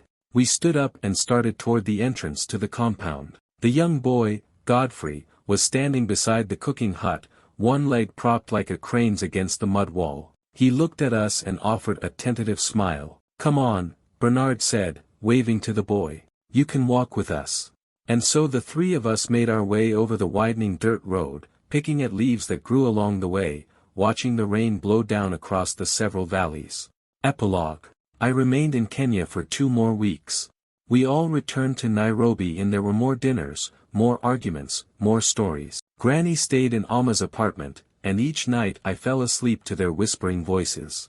One day we gathered at a photography studio for a family portrait, and all the women wore flowing African gowns of bright greens and yellows and blues, and the men were all tall and shaven and neatly pressed, and the photographer, a slight Indian man with bushy eyebrows, remarked on what a handsome picture we made. Roy flew back to Washington, D.C., shortly after that, Granny returned to home squared. The days suddenly became very quiet, and a certain melancholy settled over Alma and me, as if we were coming out of a dream. And maybe it was the sense that we, too, would soon be returning to our other lives, once again separate and apart, that made us decide one day to go to see George, our father's last child. It turned out to be a painful affair, arranged hastily and without the mother's knowledge. We simply drove with Toni to a neat, single-story schoolhouse, where a group of schoolchildren were playing in a wide, grassy field. After a brief conversation with the teacher supervising the recess,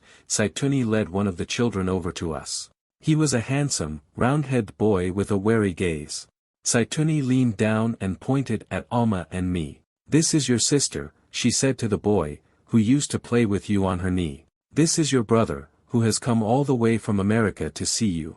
The boy shook our hands bravely but kept glancing back at games he'd just left. I realized then that we'd made a mistake. Soon the principal of the school emerged from her office to say that unless we had the mother's permission, we would have to leave. Toni began to argue with the woman, but Alma said, "No, Auntie, she's right. We should go." From the car, we watched George return to his friends, quickly indistinguishable from the others with round heads and knobby knees who were chasing a scuffed football through the grass.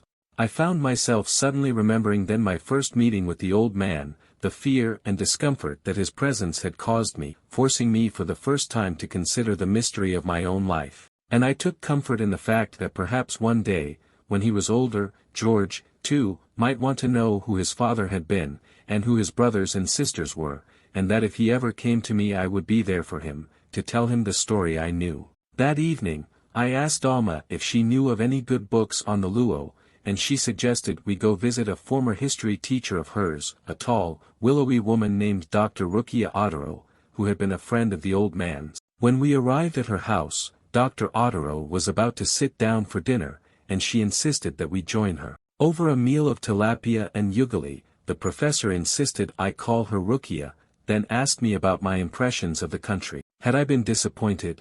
She wondered. I told her that I hadn't, although I was leaving with as many questions as answers. "That's good," Rukia said, pushing her glasses up the bridge of her nose. "That's how we historians make a living, you know. All day long we sit, trying to find new questions. It can be very tiresome, actually. It requires a temperament for mischief. You know, young black Americans tend to romanticize Africa so. When your father and I were young, it was just the opposite. We expected to find all the answers in America. Harlem, Chicago, Langston Hughes and James Baldwin. That's where we drew our inspiration. And the Kennedys, they were very popular. The chance to study in America was very important. A hopeful time. Of course, when we returned we realized that our education did not always serve us so well. Or the people who had sent us. There was all this messy history to deal with. I asked her why she thought black Americans were prone to disappointment when they visited Africa. She shook her head and smiled. "Because they come here looking for the authentic," she said. "That is bound to disappoint a person. Look at this meal we are eating. Many people will tell you that the Luo are a fish-eating people. But that was not true for all Luo, only those who lived by the lake. And even for those Luo, it was not always true. Before they settled around the lake, they were pastoralists, like the Maasai.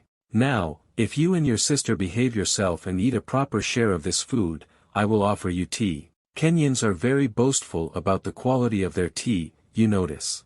But of course we got this habit from the English.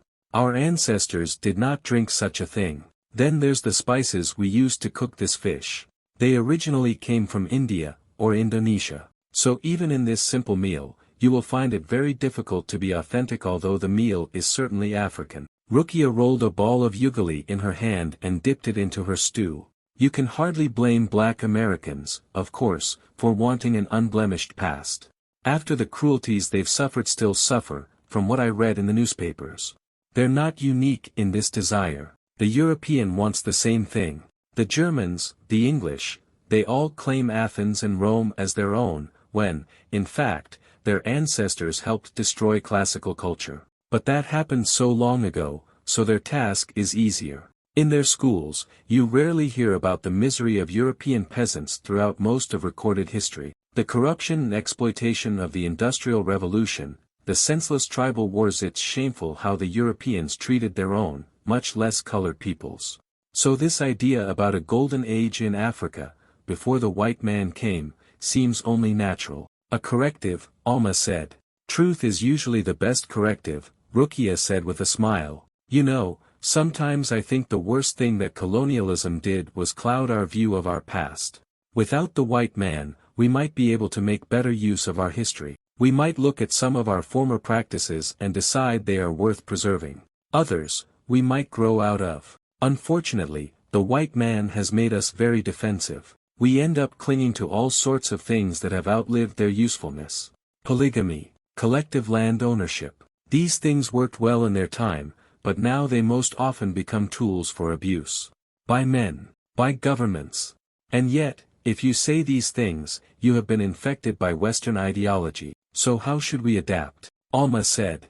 Rukia shrugged. I leave such answers up to policymakers. I'm only a historian, but I suspect that we can't pretend that the contradictions of our situation don't exist. All we can do is choose. For example, female circumcision is an important Kikuyu custom.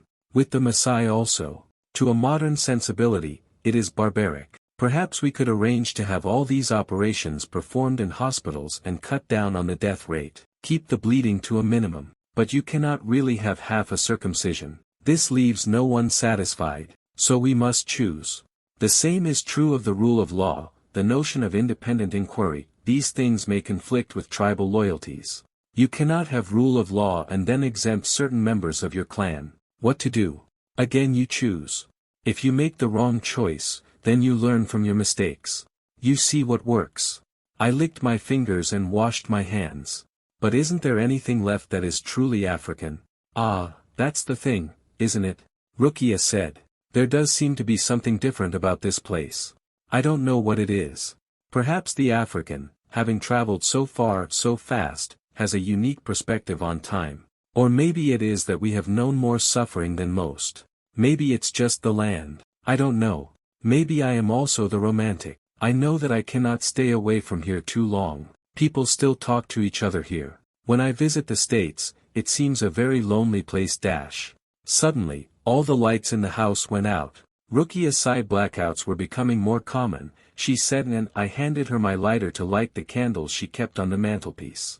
Sitting in the darkness, I remembered the stories Tsaituni had told us, and remarked that the night runners must be out. Rukia lit the candles, their glow shaping her face into a mask of laughter. You know about the night runners, then? Yes, they are very powerful in the darkness.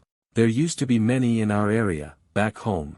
It was said they walked with the hippos at night. I remember once. As suddenly as they had died, the light bulbs popped back on. Rukia blew out the candles and shook her head. Alas, in the city the lights do come on eventually. My daughter, she has no use for night runners. You know, her first language is not Luo, not even Swahili. It is English.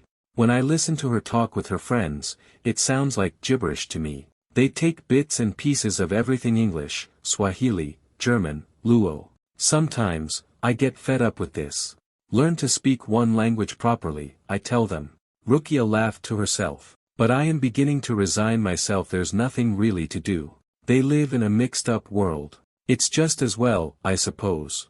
In the end, I'm less interested in a daughter who's authentically African than one who is authentically herself. It was getting late, we thanked Rukia for her hospitality and went on our way. But her words would stay with me, bringing into focus my own memories, my own lingering question. On the last weekend of my stay, Alma and I took the train to the coast and stayed at an old beachfront hotel in Mombasa that had once been a favorite of the old man's. It was a modest, clean place, in August filled mostly with German tourists and American sailors on shore leave. We didn't do much, just read and swam and walked along the beach, watching pale crabs scurry like ghosts into their sandy holes.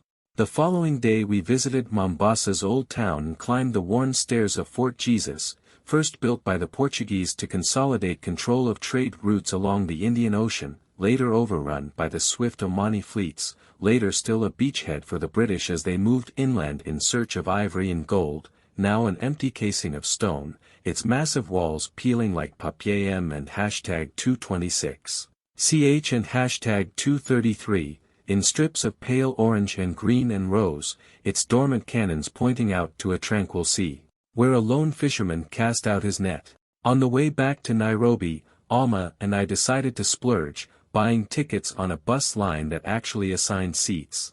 The feeling of luxury was short-lived. My knees were pinched by a passenger who wanted his money's worth from the reclining seats, and a sudden rainstorm sent water streaming through leaks in the roof, which we tried unsuccessfully to plug up with tissue. Eventually, the rain stopped, and we found ourselves looking on a barren landscape of gravel and shrub and the occasional baobab tree, its naked, searching branches decorated with the weaver bird's spherical nests. I remembered reading somewhere that the baobab could go for years without flowering, surviving on the sparsest of rainfall, and seeing the trees there in the hazy afternoon light, I understood why men believed they possessed a special power, that they housed ancestral spirits and demons, that humankind first appeared under such a tree. It wasn't merely the oddness of their shape, their almost prehistoric outline against the stripped-down sky. They look as if each one could tell a story, Alma said, and it was true, each tree seemed to possess a character neither benevolent nor cruel but simply enduring, with secrets whose depths I would never plumb, a wisdom I would never pierce. They both disturbed and comforted me, those trees that looked as if they might uproot themselves and simply walk away, were it not for the knowledge that on this earth one place is not so different from another, the knowledge that one moment carries within it all that's gone on before.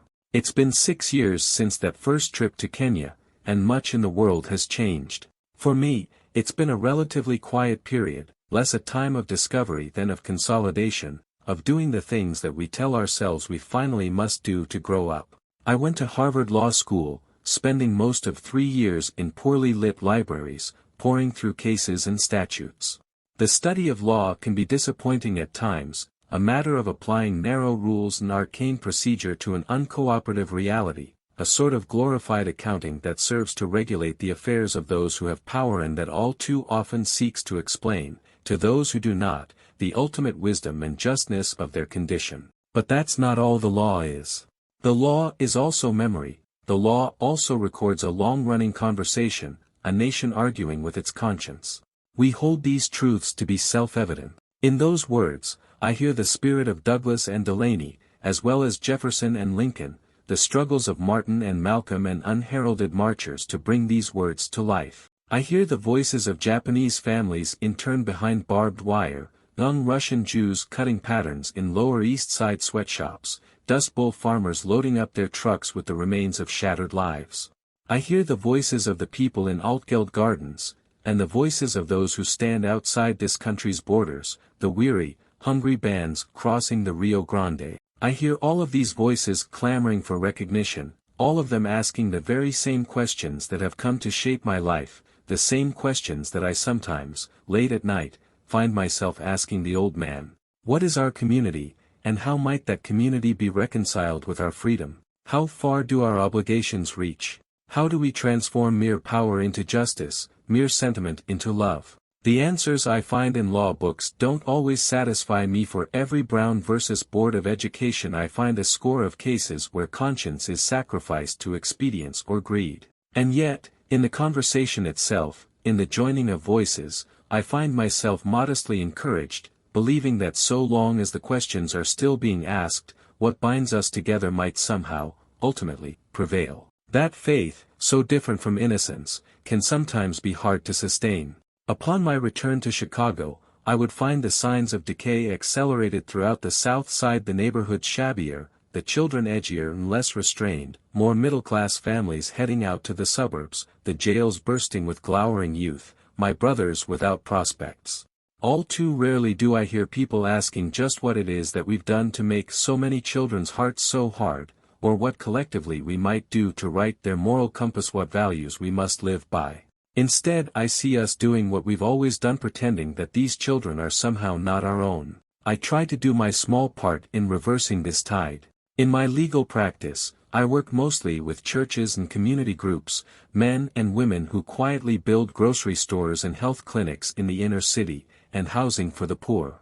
Every so often I'll find myself working on a discrimination case, representing clients who show up at my law firm's office with stories that we like to tell ourselves should no longer exist.